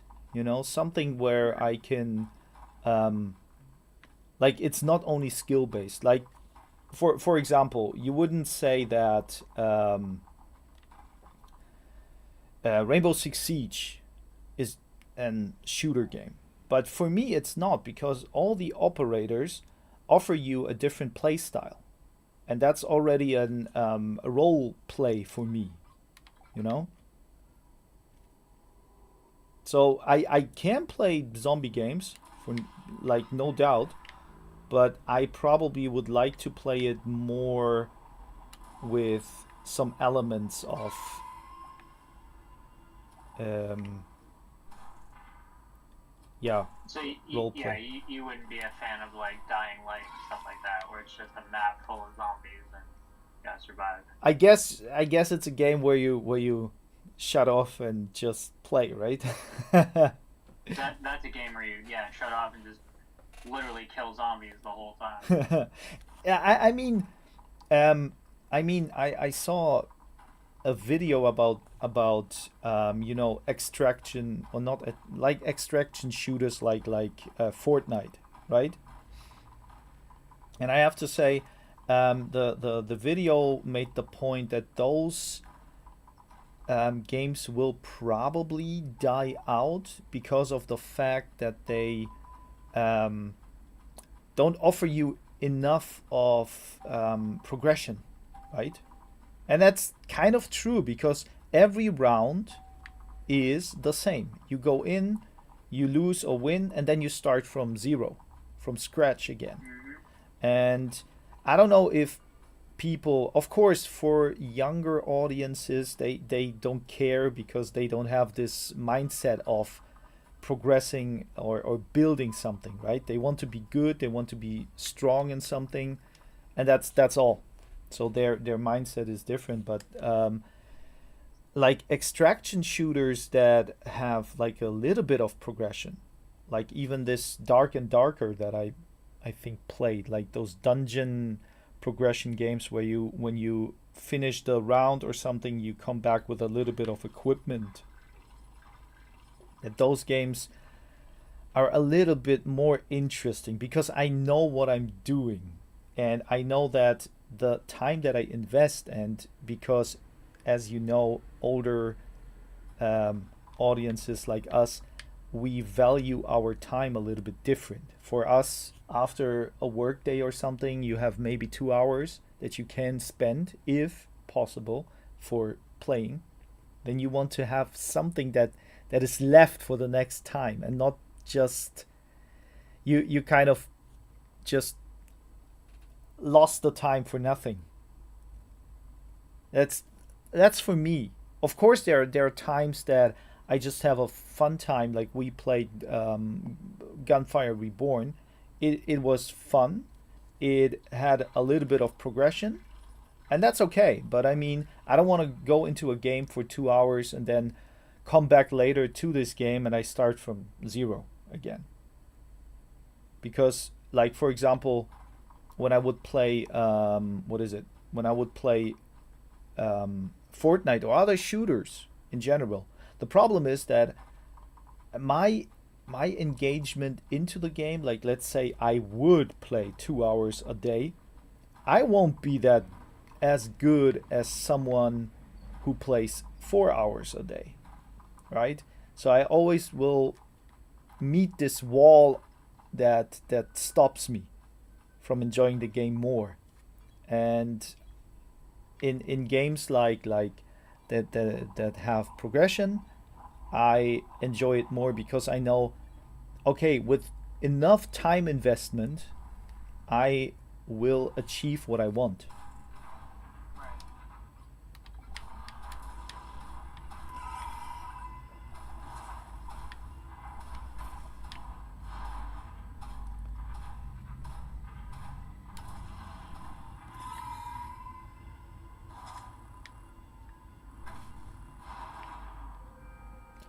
I need to repair my shield soon. Let's check what that does here. Ah, teleporter. Mickey's gonna start playing this game now. It is really fun. I'm obsessed with Sandrock. I knew you were gonna like it. It's what I like about it is really also the progression that you can choose. Like I can now decide if I want to improve my laser, so I shoot the enemies faster or kind of kill them faster, or if I improve in so to speak. Yeah. So now, the teleporter. So I now can teleport to this spot. That's cool. Let's test it. I mean, I can go now for maybe that my mining is faster. I can try to have a better shield, so I survive longer, stuff like that. Because the goal is, when I remember it correctly, I have to gather a relic. I have to find in this mine a relic, and then this round is done. So here now I usually improve my mining skills, like how fast I can mine, because each and every stone has a different thickness, so it means it takes longer. Then of course my traverse speed or flying speed here, plus let's test it now. Yeah, that's cool. And also when I pick up stuff like here, I get slower, right? So I can also improve on that. So I can my capacity is bigger. And also here, this element, I bet you can do something with that, but I don't know what. And that's also intriguing to find out what it is. I had like one hole somewhere here where I always, when I flew, you see? Now it happened. Cool. So I needed a resource to open that. Interesting. Nikki is already downloading it. But if you're interested in this kind of game, you should also get Wall World. Wall World. Yeah, that's kind of the same concept.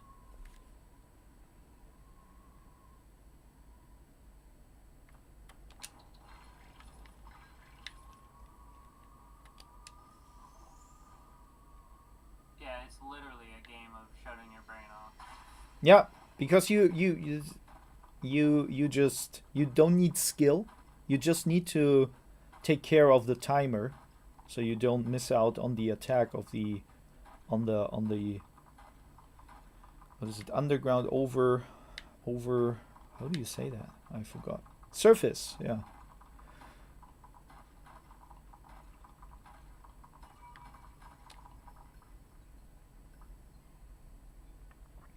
And also this game also gives you like this is now like a miner, this guy, right? You can really notice that he's mining. But there are also kind of like other workers that work a little bit different. They're like crumbling those stones, and then they can send the resources up to the surface on their own.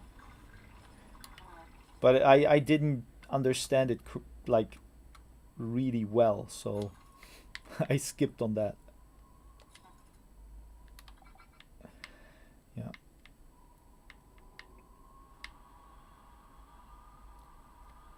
Now I found a module that when melee characters attack my dome, they kind of get damage. Oops.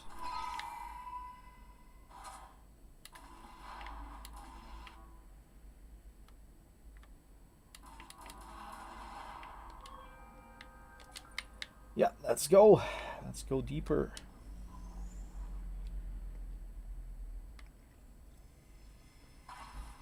And I guess, of course, this game gets also boring after a while, even though the maybe the mines are different and the positioning of the relics is different, but you know what to expect, and you kind of in Wall World I kind of learned how to manage each and every helpful item you get, but I just enjoy the fact that you can like experience something new. Like right now I noticed how to open this crate. I didn't know before. You just like carrying around big balls behind you. Yeah. From one game to the other.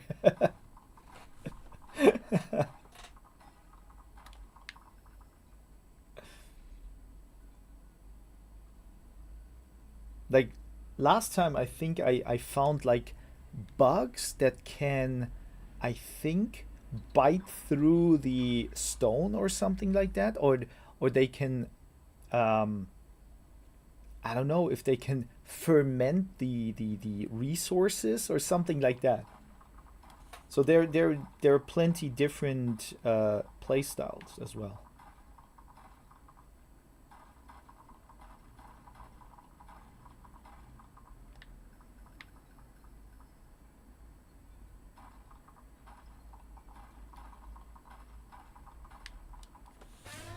Yeah, tomorrow I probably will stream a little bit earlier because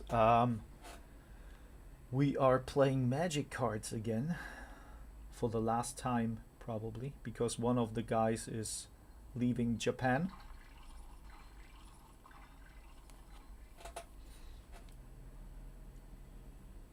Or yeah.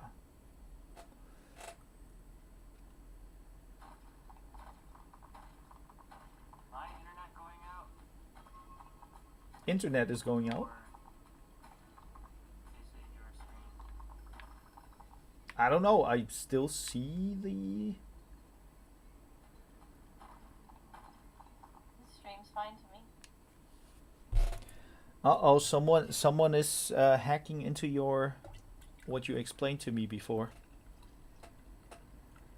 Oh, yep. That's what's going on. It's you, isn't it? Inside the timeline. Me?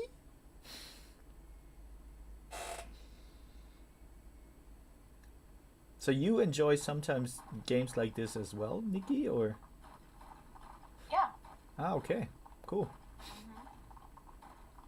Mm-hmm. You not quite games with like Atari graphics, but yeah, that style. Yeah. Okay. I mean, that looks dangerous. But yes, I like cozy, comfort, shut off your brain games. Yeah. Like that.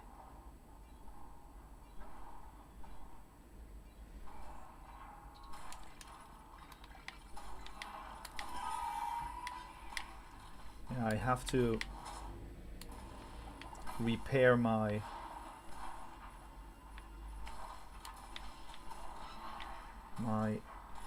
stuff here. Ah.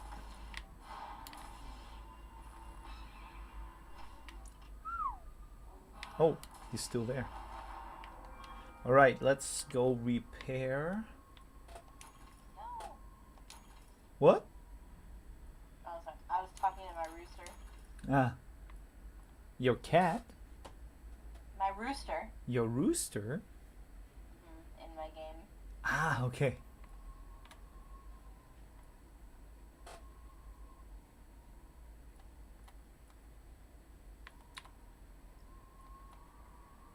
Yeah, let's get. Ah, this is already.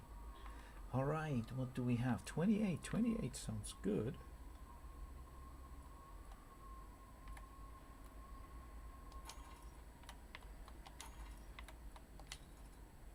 Yeah, let's go.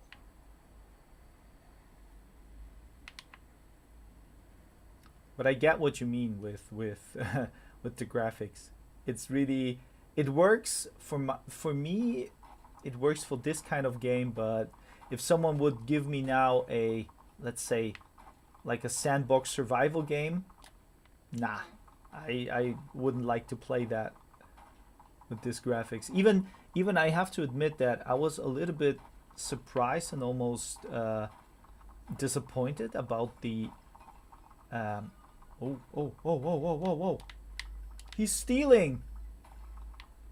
Did you see that? Mm-mm. Where did he go? Or maybe, Oh, there he is. yeah. Yep, he's stealing your blocks. Why? Or maybe he brought it to here? Yeah. Maybe I have a new pet after this run. Oh, is he helping? He helped me, yeah. Yeah, it could be that after this run, they will say I have a new pet or yeah. something. There he is.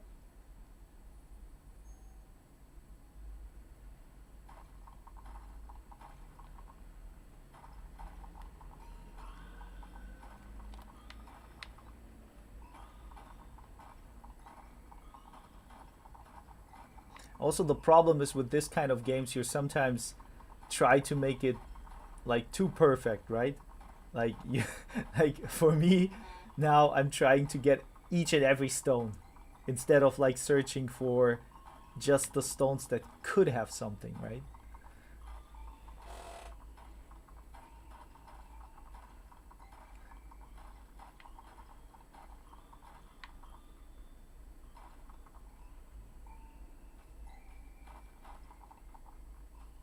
Games like WoW and Skyrim and Cyberpunk and stuff that have that's like a big sandbox game that have all the stuff that you can do. Like you have your main story, and then you have all your side quests plus like extra stuff on the map. You can stop and get chests that have loot in them and stuff. If I see if I'm headed towards a destination and I see like the exclamation point off to the side, or oh, what's that? Oh, it's a cave. I have to go check it out. Yeah. Like I cannot pass it. Or if I see a rare mob pops up on the map, I have to kill it. I have to stop and kill it. I cannot go past it unless I'm with somebody. Yeah. Or like I'm in a party and I know like they're waiting on me, I can, but it pains me to leave it behind. Yeah. You could have something 1 minute and 35 seconds away to fly from one point to the other, and Nikki will take 27 minutes. And they'll be like, Nikki, where are you? And I'm like, I'm sorry, I'm coming. Like, I'll literally forget that there's people waiting on me. Because I call it my squirrel moments. Yeah. The squirrel moment.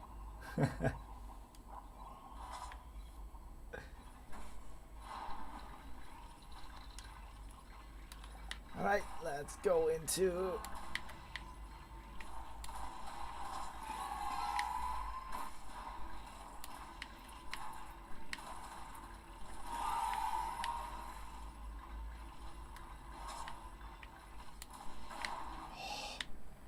Damn. Yeah, I need to find the relic now, because I don't think I can survive much longer.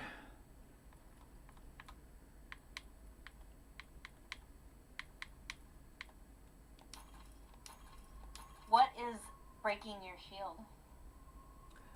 Those black enemies that are attacking. They're hitting kind of the outside of the shield.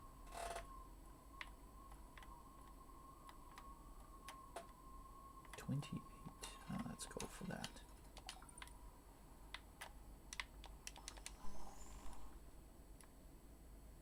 And I now have a kind of game mode where the attack frequency is longer, so they don't come that often, but they hit harder, or there are more enemies, kind of. Because otherwise, you really have to go like every maybe 2 minutes up and defend yourself. And I like the exploration for sure.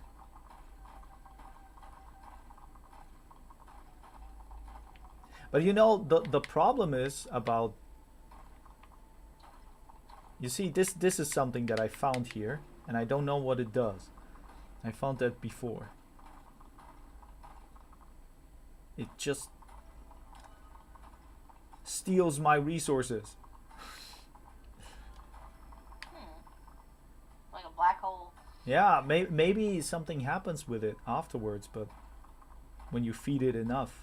But I need the resources for other stuff. But back to the topic with the side quests and stuff. Like for, you know, when it's a game that is pretty much well designed, that exploration is fun, then it's cool. But when you have like games, let's say, I think Assassin's Creed does that a lot. Oh no, no. All right, now I know how that works. Like Assassin's Creed does it when it's just like they try to keep you in the game, right? They try to engage you into the world, and it's a little bit boring because, yeah, you can do those quests and they give you something, but it is not so exciting. It's cooler to like in some MMOs when you really explore the world. It's probably, I didn't play Skyrim a lot, but I remember Skyrim does that, right? Skyrim is really, when it comes to that, is really, the world is vast. The world has dungeons. You go inside, and then you're kind of surprised what you can find there. Oh yeah. I still, you know how old Skyrim is. I still haven't beat the main storyline. You have to There is remember so people are much waiting for side you. quest. Yeah. I know. Well, they've been waiting on me for years. I don't think I'm gonna show up.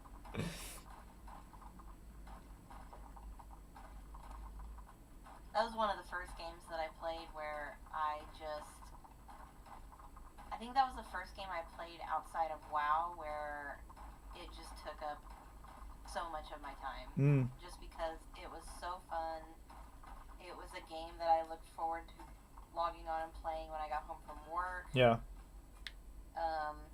Because it was just so fun. Like, I still have fun playing it. Like, every once in a while, I'll just start a brand new playthrough and just kind of do it all over again until I get tired of it. Yeah, that's great. Like when you find something like that.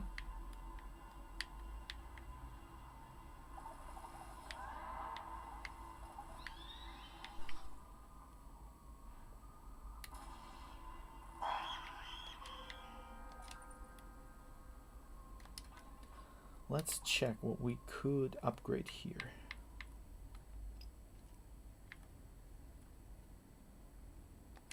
Let's go with that.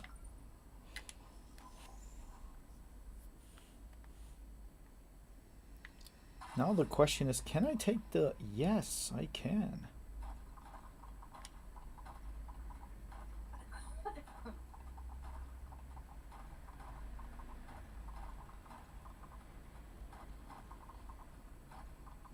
Have you ever tried the MMO from Skyrim? Or Elder Scrolls, I mean. Oh, I have it, but I've never played it. Ah, okay. Should I? I don't know. It's like I played it, but it's long. It's been a while. That's even older than Skyrim, isn't it? No. It came from Skyrim, so. Oh, you mean Elder Scrolls Online? Yes. Oh, okay. No, I have not tried that. It's basically from the game mechanic or play mechanic. It's kind of the same. Okay. And you have this kind of going into dungeons, and you can do the dungeons on your own. What I kind of like, I know massively multiplayer games are kind of about the group, but you know that more and more games lack in players, and sometimes it's cooler to go into a game on your own, right? Mhm. So let's see what happens when I feed this here.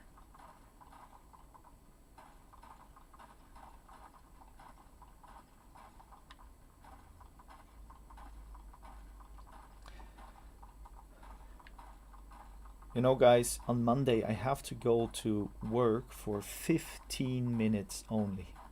I'm paying like, I don't know, you could say $5 to go there and back just for 15 minutes maybe, or 30 minutes. Why?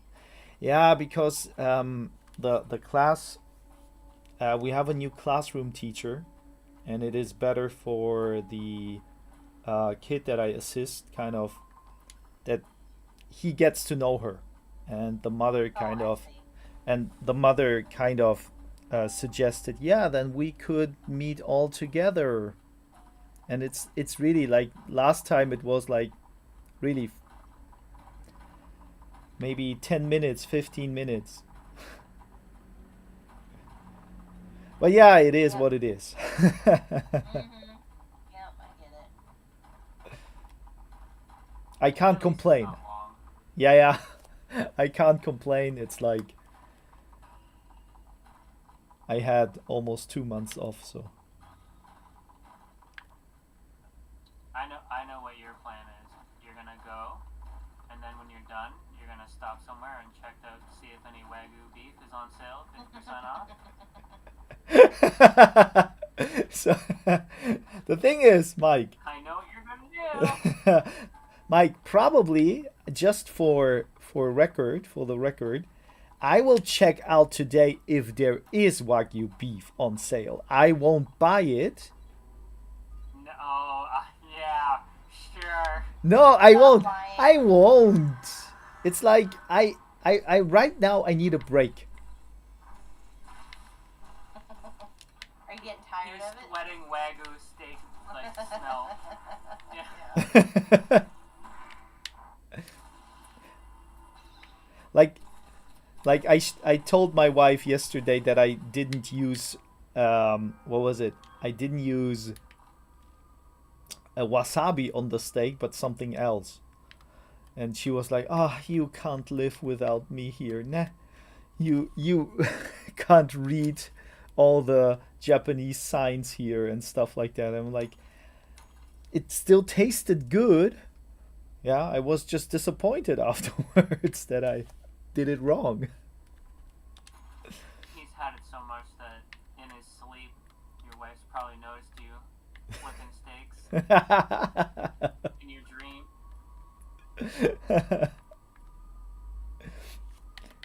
So what does this do? Okay. Okay, then I guess I really for the one point is I want to go there today to really see if kind of almost every weekend and every Saturday they have the sale. And then of course I want to see what type of Wagyu they have, because right now I had two different or three different types, right? Right. You don't believe me, right?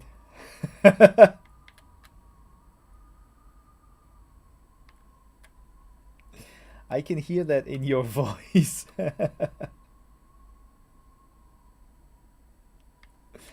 What do I do?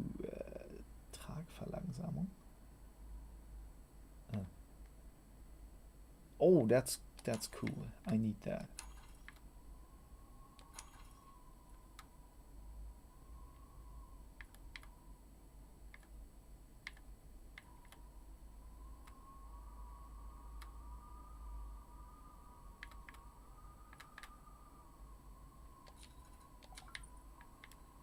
So now I can teleport through the teleport.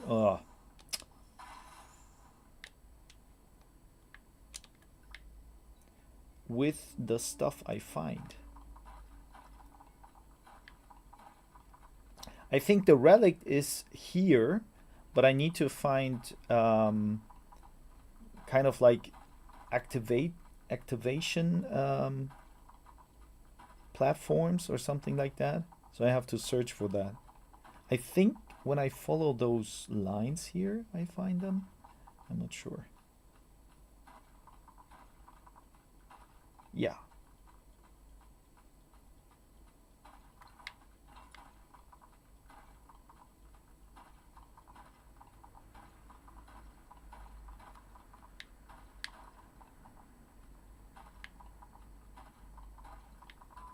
This Monday, my wife is again on a like a they call it here nomikai. That's like after work drinking, and yeah, it's really like that. And I have to do my dinner alone. And this time I'm trying to do not wagyu, but I'm doing minced meat in cabbage and maybe with bacon around it or something like that, and put cheese into the minced meat. Okay. Okay, that sounds good. Yeah, it looked interesting, so that's why.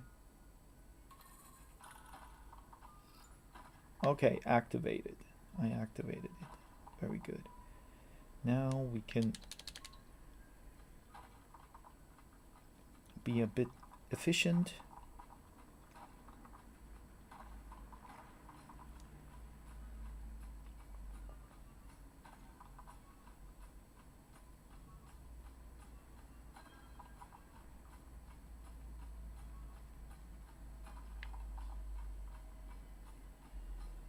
Oh yeah, so that message that I got,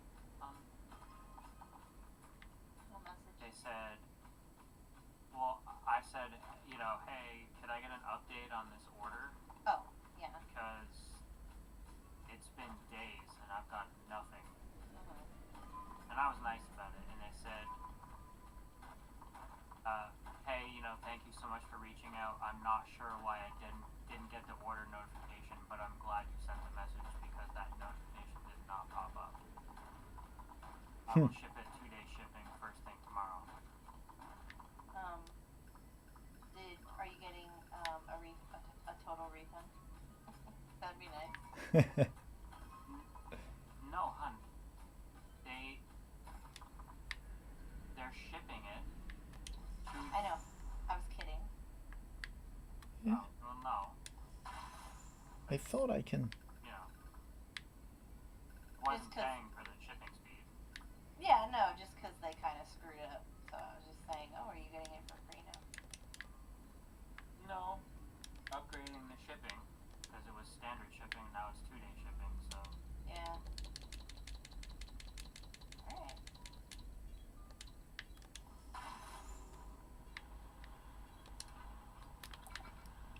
Alright. I have a question because it seems like you are a little bit experienced in Amazon as well. Have you ever purchased something refurbished on Amazon? Yeah. Yeah. Is it okay? Is it worth it? Is it like it depends probably, but I mean I never did that, but I saw like a camera kit or combo kit kind of, and I was like, oh, Yeah. cool! It's really cheap and stuff like that, and I wanted to get it, and then I noticed that it was cheap because of being refurbished, and I was like, is that, yeah, Yeah, it depends on what was wrong with it. If they say it was something battery related, and it just didn't work because the battery was broken,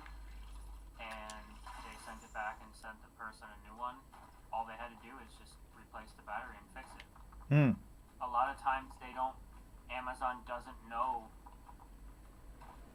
what is wrong with it, and even if they think they know, their answer isn't, okay, well, let's just send you this part and you fix it. Their answer is, okay, you send that back, we'll send you a new one. Yeah. And then if they can, they'll refurbish it. So a lot of tech, it's a small fix, and it's back up for a little bit cheaper. Hmm. So you could take a shot. You have warranty. Yeah. You know, there's warranty for a month on it. Yeah, I You thought have so. to make Like, sure because as you said, sometimes it can be something that is easy fixable, and then it's nothing big, right? Usually it is not that the people used it, right, for extended amount of time, right? correct. It's usually right away. So it's something like, yeah, they open it, and let's say, just for example, there is a scratch on it and the person didn't wanted it. Yeah, and that becomes refurbished. Yep. So I guess I could probably. We did it! Now the last kind of attack is incoming. So let's upgrade everything. Oops.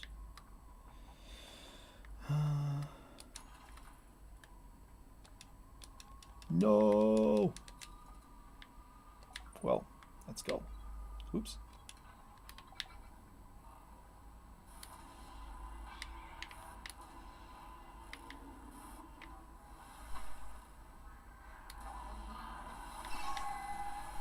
Yeah, because the one camera.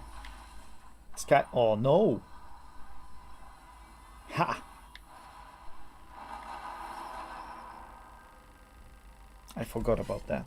Because the one camera is kind of interesting. It's not so expensive, and in this combo they have like a microphone to it. They have a couple of other stuff to it, and that's why I was like, it is maybe worth a shot.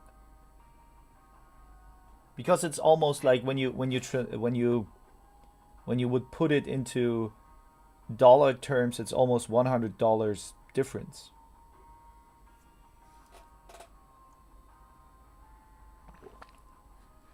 If I, Pretty big. yeah, if I buy the new one or the refurbished one.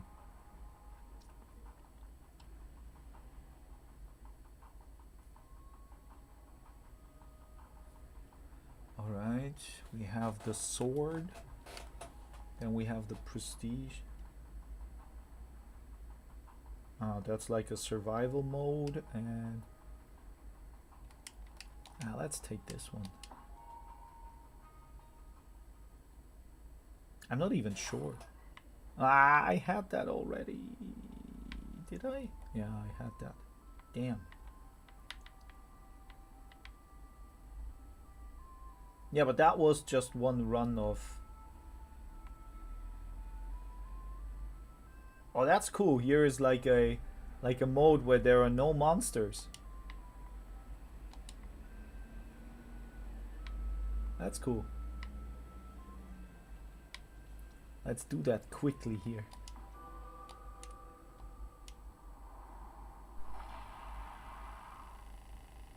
But you guys probably are going to sleep soon, huh?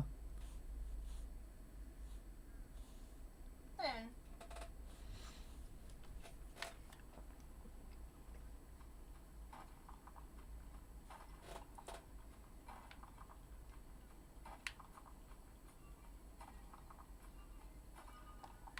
Okay. Ugh.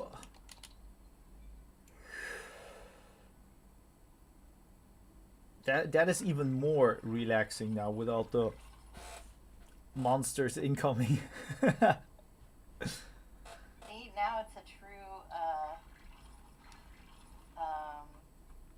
cozy game. Yeah.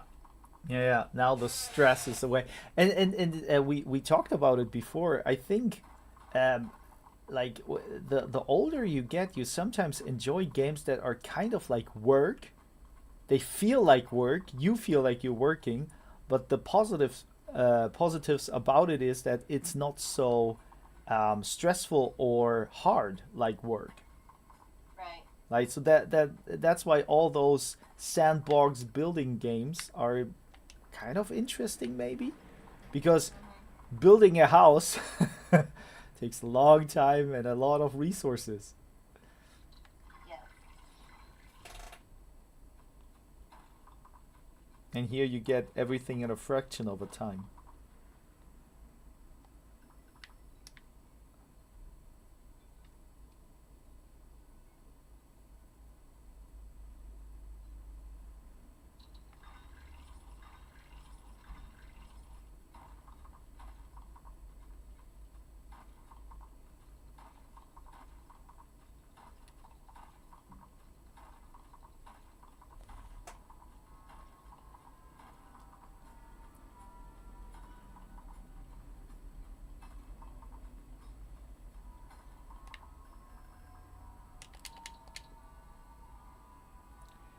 Yeah, yeah.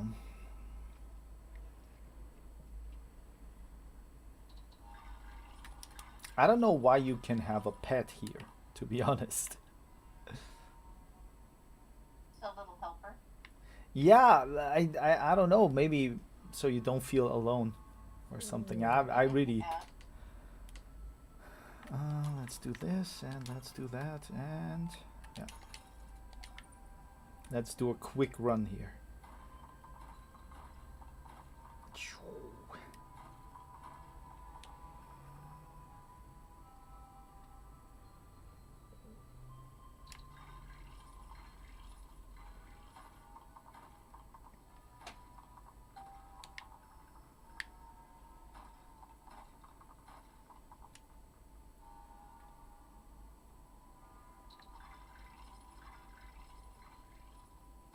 But you know, my wife even said with the watching the episodes or the series on the computer is okay for her. So Oh, really?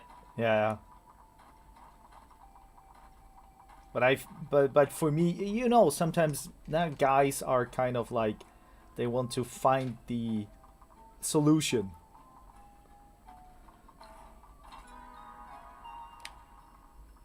And learn something, and that's kind of true for me.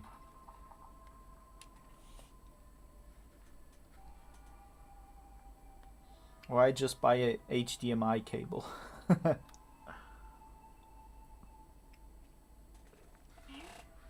you could do that. That would work. Then VLC would play right over, yeah. Absolutely.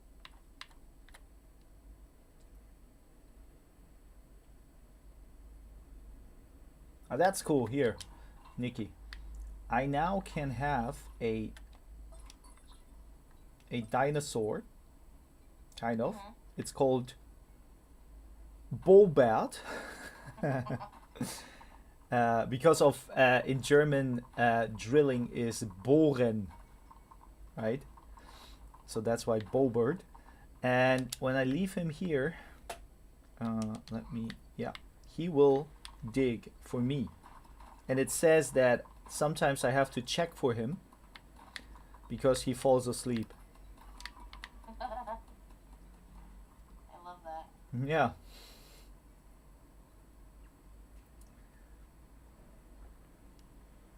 So you have to come poke him to wake him up. I guess so, yeah. Yeah, I will check for him sometimes. Yeah, the game I'm playing doesn't seem to have a limit on, because I just figured out how to tame all the animals. Yeah. The one that you played last time that I saw? Yes. Uh-huh. Yeah, the one you were watching me play. So you tame them with meatballs. Okay. You throw meatballs at them until they like you. It's like a meter that you have to fill up. Okay. So once they're also there's different quality animals. So like anytime I hear like a sparkle sound, Mm-hmm. like a twinkle sound, I know that like the best quality animal is somewhere in the area. So, of course, like with my personality, I drop everything I'm doing and I go straight to looking for that animal. Okay. Like nothing else matters. I have to have the twinkly animal right now. So I stop everything I'm doing. I go throw my meatballs at that animal, and he becomes mine. And then I assign him a job immediately. Mm-hmm. Well, no matter what level you tame them at, they start over at level 1. Okay. So if I'm in like because my character is level 15.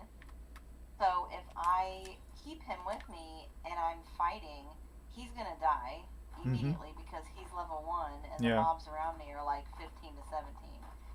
So I have to send him on a job immediately so that he'll start leveling. So I can send them out on jobs. They're gatherers. They can fight for me and then collect like whatever it is that the mobs drop. They can get. I constantly need water to have my machines running, so they can go on a water mission for me. Mm-hmm. I can command them to come with me to help me fight. That's pretty useful sometimes. All kinds of stuff. They're super useful. And then when they're done, they come and drop their loot off in their little basket, and then they go to their bed or they walk around the farm that I built. It's super interactive. But it has it sounds very much like the Pal World experience. Oh, okay. Like with the catching of those monsters that are working for you, kind of. But it looked better for sure. But I mean, how you describe it, it seems like that. Mhm. The pet aspect of it Mm-hmm. is I really like. Yeah.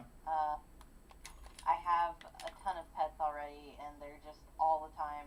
It's kind of like real life. I have 5 cats in my house all the time. Okay. Except they don't have They don't have jobs though. They should, but they don't. They need to help pay this mortgage.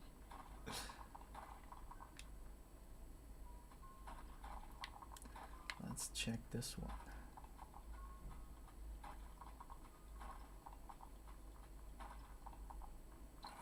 Yeah.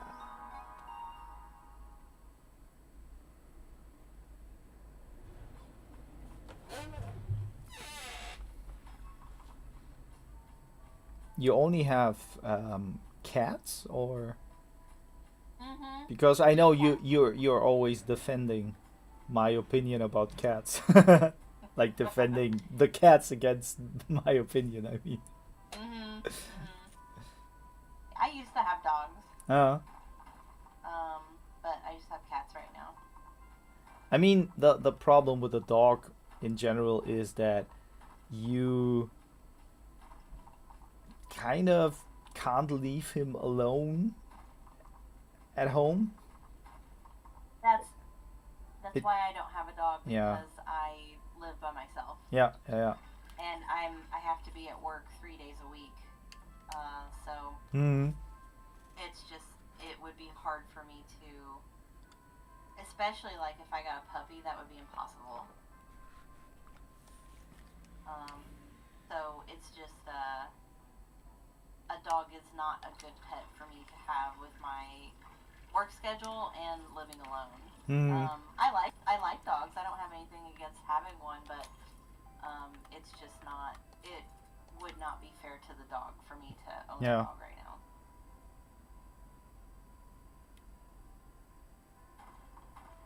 Like, I mean, even if I wanted to go somewhere overnight, I just feed my cats dinner and then I leave, and they're completely fine because they don't require to go outside to potty. You know, they're good until the next day. Like even if I don't come home early, like they're fine. Yeah. I just have to be home, by like at least noon or something to feed them their Replenish. first meal of the Yeah. day. Yeah. Otherwise, they bring you. Yeah, they'd be pretty mad at me. Yeah, cats are just very easy to take care of. Yeah. I have one really really really needy cat, and all the others are pretty like they're loving. Like a lot of people will say they don't like cats because they're not affectionate or like whatever, but Mm. my cats are. I like that they're affectionate on their terms, and I think it's because I'm kind of the same way. Mm-hmm. I'm not like a super like touchy, lovey person. Like I mean, except with Mike. Yeah. But like I don't require like hugs and I understand. Yeah. affection and things like that. Like I'm Mm-hmm. fine, and I think I just like that about cats. Like cats have boundaries, Yeah.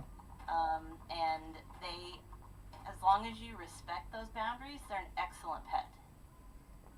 Mm. Um, But so but would you say that they respect also your boundaries? no, they do Yeah, not. yeah. That's the one thing that I think is that I don't like. Like your explanation is perfect. Like you almost got me there, and then I was thinking about no really, but then I was thinking about that's true. Cats have their own boundaries, and like compared to dogs, you don't have that. That's true. Yeah. But then I was thinking like the reverse way, and was like, yeah, but when you kind of have boundaries, they don't care, right? No, and that's kind of something very enduring about them that I just love. I Hmm. just love their personality because Okay. they want everything their way. Yeah. But they don't give a shit about you. Hmm. Like what you want. And the thing also is like you could now argue, well, you can teach dogs that, but cats you can't teach that. Basically, you can't teach them to be like more respective of your boundaries, right? Because they're I don't know. You know maybe better. I mean, I never heard about a cat school kind of, but there are dog schools, right? So yes, there's like doggy. I mean, there are cats are trainable. Not in the same way dogs are though. Yeah. Okay. Like there are girls that I follow on TikTok who have taught their cats like how to shake paws, Mm-hmm. like just like dogs do. Um, they don't do like the tricks at in like such a large scale level like dogs do. Like dogs Mm. play dead, roll over, Yeah. speak, all that. But cats like my cat Percy. He is 9 years old, and Mm-hmm. he doesn't remember anything I tell him. He knows like key words, like I'm not gonna say it, but like when he wants a treat, Yeah. our word for that is SNACKS. Mm-hmm. He's sitting right here, so I can't say Ah. it. Okay. Okay. Okay. But like he knows that word means that he's gonna get something he loves. Mm-hmm. Mm-hmm. So he gets super excited when I tell him this word. I see. I see. The other cats, they all know this word too, and they all get excited. Now, like as far as the affection goes, when I come home from work, every day that I'm at the office, I come home, all of them come downstairs to greet me, to say hello. Mm-hmm. And now some cats don't do that. Some cats could care less that you came home, and they don't even get up. Yeah. But I think it just depends on your cat's personality.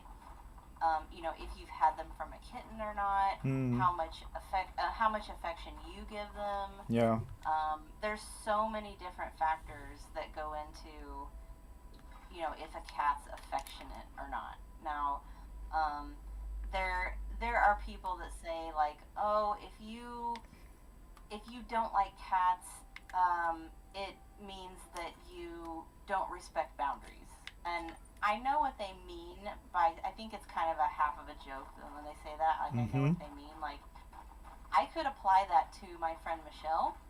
Mm-hmm. Uh, she and also my friend Sable. When she comes over, she immediately wants to pick up the cats Yeah. and love on them, like she would a dog. And Mm-hmm. I tell her every single time she comes over, she immediately picks one of my cats up that hates being picked up and wants to like force her to be in her arms and love on her.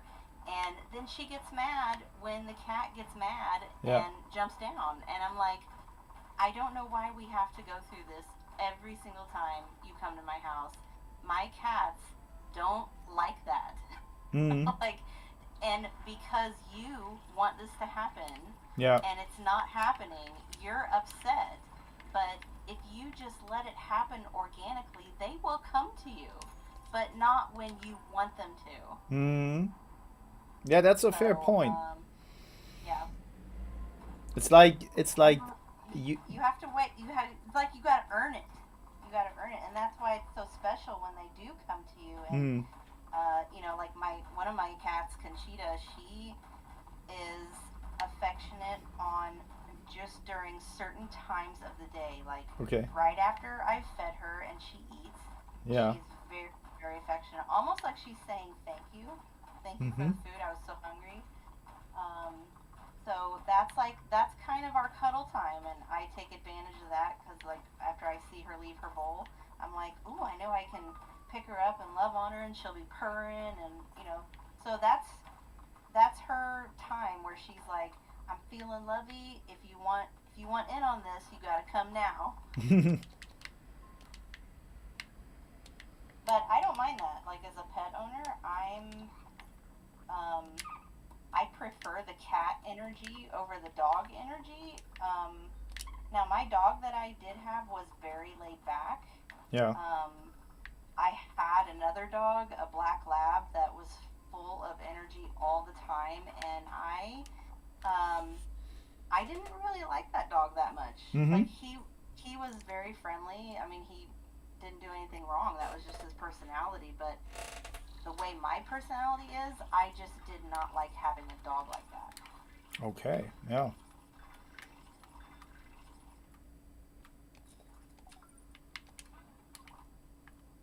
So I let my ex have that dog. I said, I don't want this dog. You take this dog.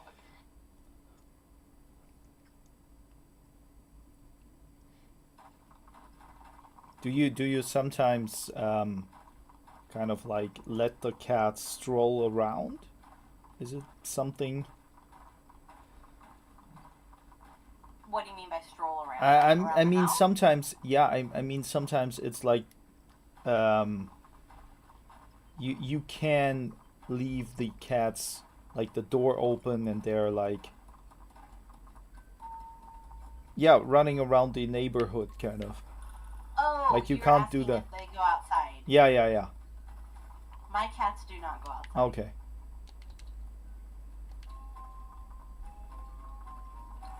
Now, I do take my one cat Percy out on his harness on a leash Mm-hmm.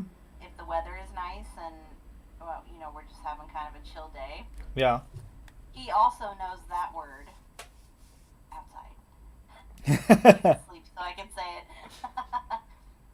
um, and so as soon as I say that word, he runs to the front door and starts meowing like crazy, like he's so excited to go. Mm-hmm. Um, Interesting. so like when we go out, he's on his harness, and he always goes to this one.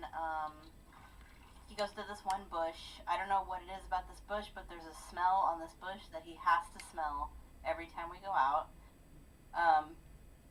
Then once he's done smelling that, we'll walk around the yard. We don't really leave the yard and the driveway, just because The one time that I took him kind of over the hill and through the neighborhood, he got really, really scared. Mm-hmm. Something spooked him, and I think he got scared, and then he realized he didn't know where he was, and he freaked out. He flipped out of his harness and somehow knew where home was and ran straight home. Okay. But so I'm really thankful that happened because he did run across the street, which was dangerous. But nothing happened. But Mm-hmm. something bad could have happened, but it didn't. But I said, "Oh, okay. Well, so obviously his bubble, his safety bubble, is the yard. Okay. So Yeah. so we have never left the yard again after that." But now when you talk about that, because of course my opinion was very opinionated about cats. Hmm. But I mean, now you're talking about that, and it gives me a different perspective on cats. It still doesn't change that, but it's like interesting to see that they have also kind of like certain mechanics, I would say, or that are similar to Hmm. dogs, right? Hmm. They're still like natures and beings, right? So they have to function in a certain way, otherwise they wouldn't.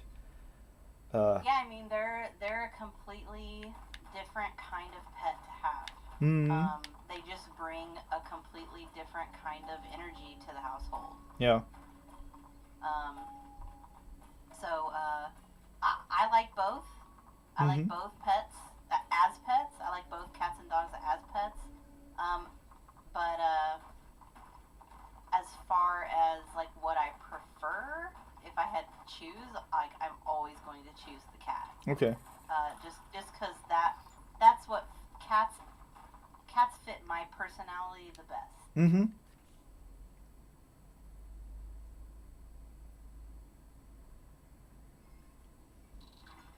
Maybe in the end it's really a personality thing. Oh yeah. Hmm.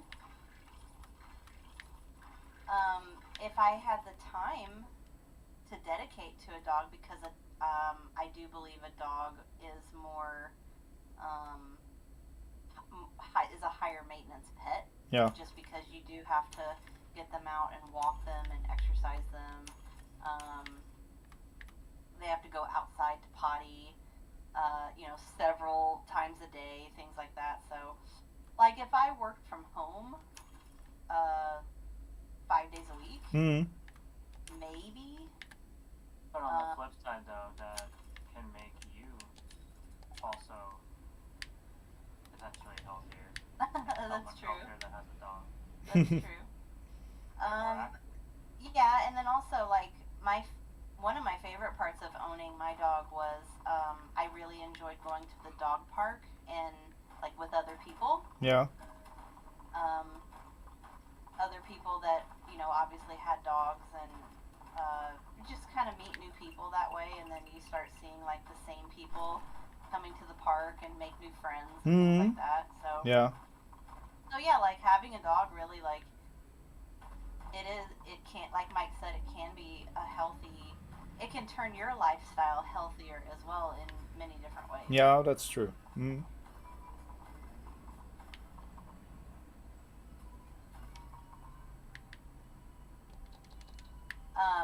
My friend Jackie, for her birthday in July, one of the things she wanted to do was, um, she said, I want all my friends to come to the dog park and bring their dogs, and we'll have a puppy play date. And um, I was the only person that didn't have a dog. Hmm. So on the invitation, she purposely put a cat on the invitation, like just for me, so Yeah. I wouldn't feel left out. But I still went obviously because it was for her birthday. Yeah. But it, I was kind of like, oh man, I'm like, I'm the only one that doesn't have a dog. But like playing with the dogs was really fun, and it just kind of it made me remember when I had my dog, and it was really fun. Hmm.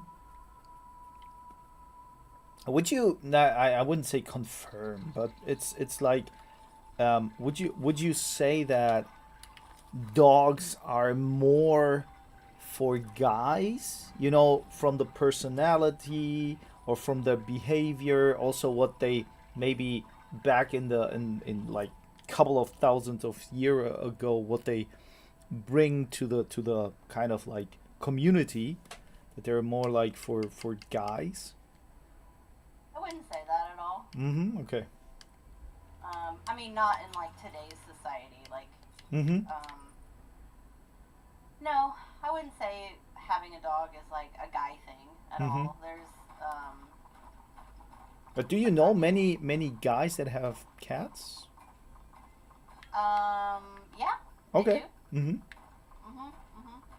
Um, yeah, there's, well, I don't like know. I don't obviously like know Yeah. the Yeah. people on TikTok, but I follow a lot of cat accounts, and Mm-hmm. they have guy owners. Okay. Um, but yeah, I also know, like some of my coworkers are guys, and they have cats. Mm-hmm. Um, some some women coworkers I have dogs. Yeah. So it really just depends on. I think it just depends on your personality, like Mm-hmm. which. A lot of people have both.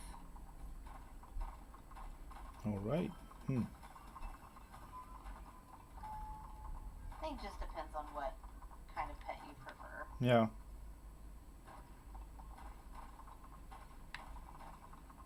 I used to have a ferret, Okay. so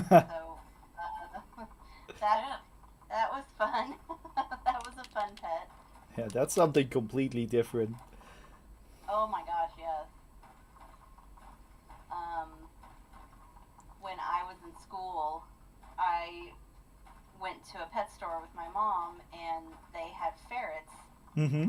kind of in a little bin with, cedar shavings and stuff. And I picked one up, and I just thought it was the coolest pet in the Yeah. world.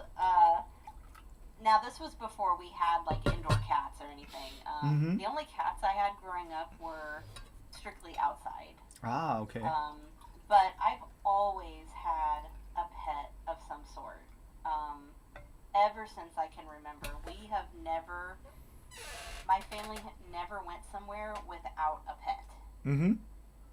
I don't think I ever lived anywhere and was petless. So I saw the ferret, and I was like, oh my gosh, I really think this is the coolest pet ever. And my mom was like, well, if you get good grades, and like there were stipulations to having this pet. Like I Yeah. had to really prove myself. Um, so I remember I got the ferret for my birthday one year, and I remember we got the ferret, and the next day I had to go to school, and all that day at school, all I could think about was, oh, I wish this day would hurry up and be over so I could get on the bus and get home so I can play with my ferret. But Uh, it is interesting because usually that is not like a kind of a, yeah, pet you would have. So how to behave is probably, or how they behave, and you kind of how you have to treat them is also special, right? yeah, yeah. And if I had it to do all over again, if I ever had another ferret, I don't think I think I would have an enclosure for it, but I would just leave it open Mm-hmm. and just sort of let the ferret decide when it wanted to be in there, because having a ferret, and this ferret, it lived for about 7 or 8 years. I had it for a while.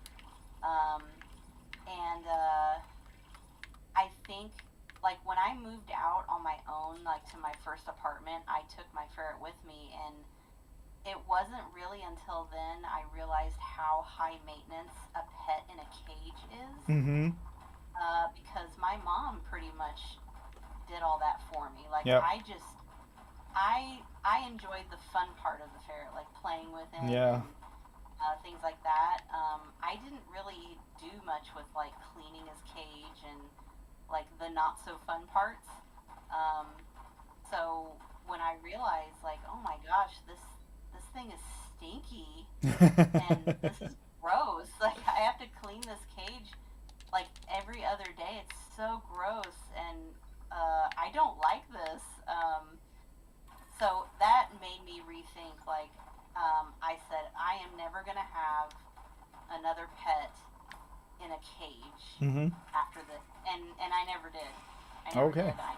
I made sure that I was like, I don't like this part about having this animal, so I don't want animals like this. Like Okay. a bird, I like birds, but I don't want a bird because I don't want to have to clean the cage every day. Mm-hmm.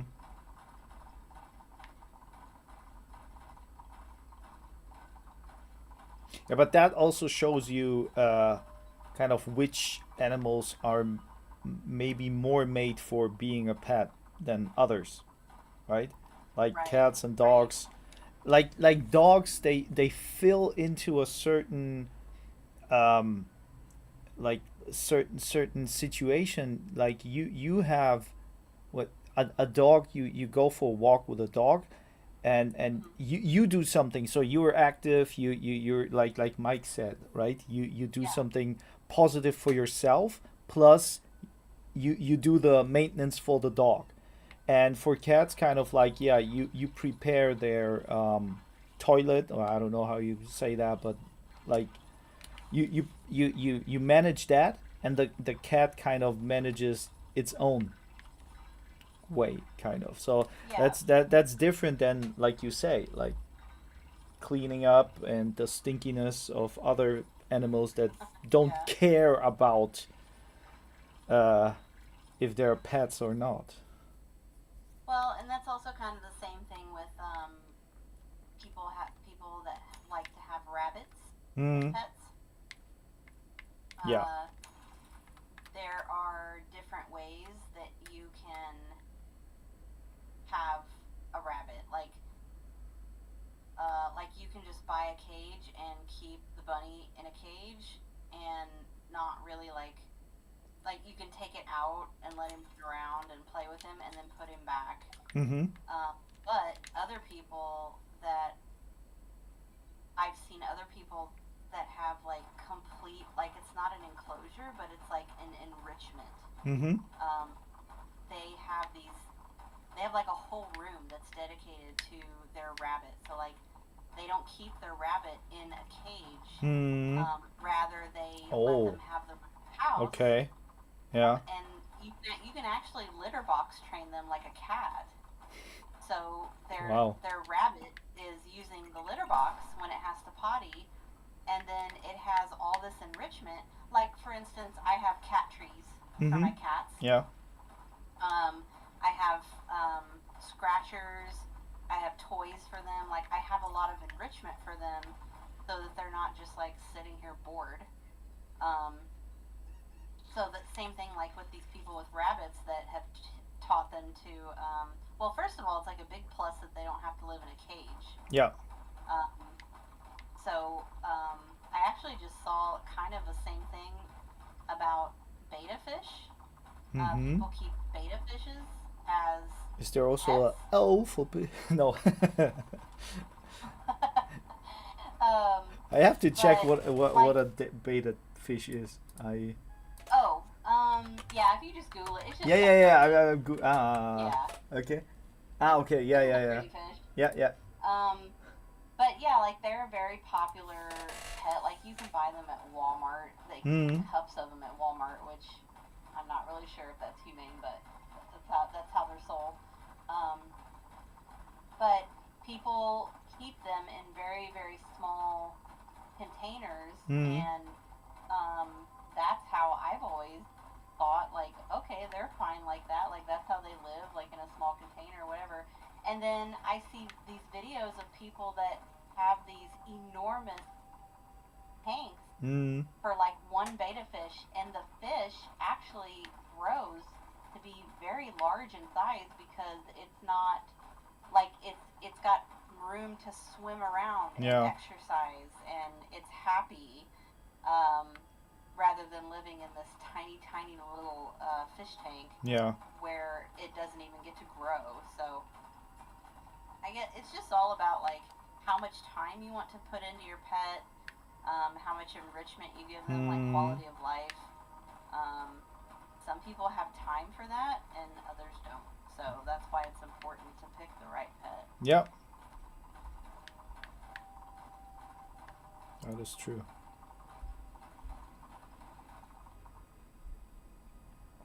Like in my family, we usually, I don't have a big experience with pets. Was not something that like our family when I was younger kind of looked upon or looked towards. But I think I had one time I had like a possibility to get a hamster from the, I don't know, from how is it called, the janitor of the school. Yeah, he had Yeah. he had a hamster to give away. And then yeah, that's basically, that was my first pet. And I had funny but also kind of uh yeah, bad experiences with it, because of course you have those, as you say, the stinkiness, and then also Right. the hamsters are like nocturnal, right? So they're, Mhm. is it that's the correct way to say it, right? They're active at night. Yep. Okay. Yep. um Nocturnal. Mhm. and they that was annoying. Then my hamster, in he didn't like his cage at all, so he found always a way to break out. I My guess, hamster did too. yeah, I guess maybe your and my hamster are kind of like, they are the, how can you Maybe say, they were in cahoots. yeah, the the idea from Prison Break come from them. But and my hamster was so crazy. I don't know how he did that. There are speculations, but one time he was found at the neighbor's apartment in the kitchen, eating on something. And the point was that my apartment was on the fourth level, or yeah, and they were on the ground level, right? So I think he broke out, went out through the door or something, and then ended up over there. Be- because the second time he disappeared, he tried to be, I don't know, like a action star movie actor, and he jumped off the balcony. So I was, Oh. yeah, I was like searching for him, never found him, and then I looked down the balcony and see kind of like a spot on the grass down there, and I'm like, what is that? And then I went there, and it was Charlie. Charlie, Oh no. yeah, Charlie tried to. Yeah, that's kind of like, it's a fun story right now to tell sometimes to a Yeah. couple of people. But not funny at the time. No, no, it was kind of like, I like it made me feel like Charlie didn't like me as a kid, right? I thought like he Oh, doesn't you took like it me. personally. Yeah, yeah, I took it personally. He was like, I don't want to be here. I rather Yeah. jump down. I'd rather jump to my death. Yeah, like try my best, kind of. Oh, poor Charlie. Yeah. So, and then later on, I was already kind of um, married once before, so I'm divorced. But I don't take it serious because it was like a young uh, Mhm. Vegas experience, kind of. Not really, Okay. but yeah, maybe another day I will explain. But yeah, for the wedding, we got um, ourselves a small Yorkshire Terrier. He was not even Okay. like what, like weighing under 1 kilo, so really small. Mhm. And that was the first time where I really like got engaged into a pet and really learned to love the pet. That was like my little princess. Yeah. Even though she was annoying as hell sometimes, Yeah. but still, yeah, I kind of got into. I can understand why people like pets and dogs and all the others, and I can imagine to have another one as well. But yeah, So you don't have any pets right now? no, but here in Japan it's also a little bit different, I guess. I don't know the regulations, but it it it is harder, I guess, to have pets because you can't have it in every apartment, and I guess there are fees to it, and I don't know. So Well, that's that's why. the same here if you rent, um, like, most of our apartments here, where I live are very pet friendly, but there is a limit. Yeah, Um, most most places won't let you have more than two, and you will pay extra on your rent for them, and you have a big like pet deposit you got to put down. So it's expensive. Like even back when I was much younger and had apartments, there was always a limit. yeah, I remember one apartment I had a one pet limit, dog or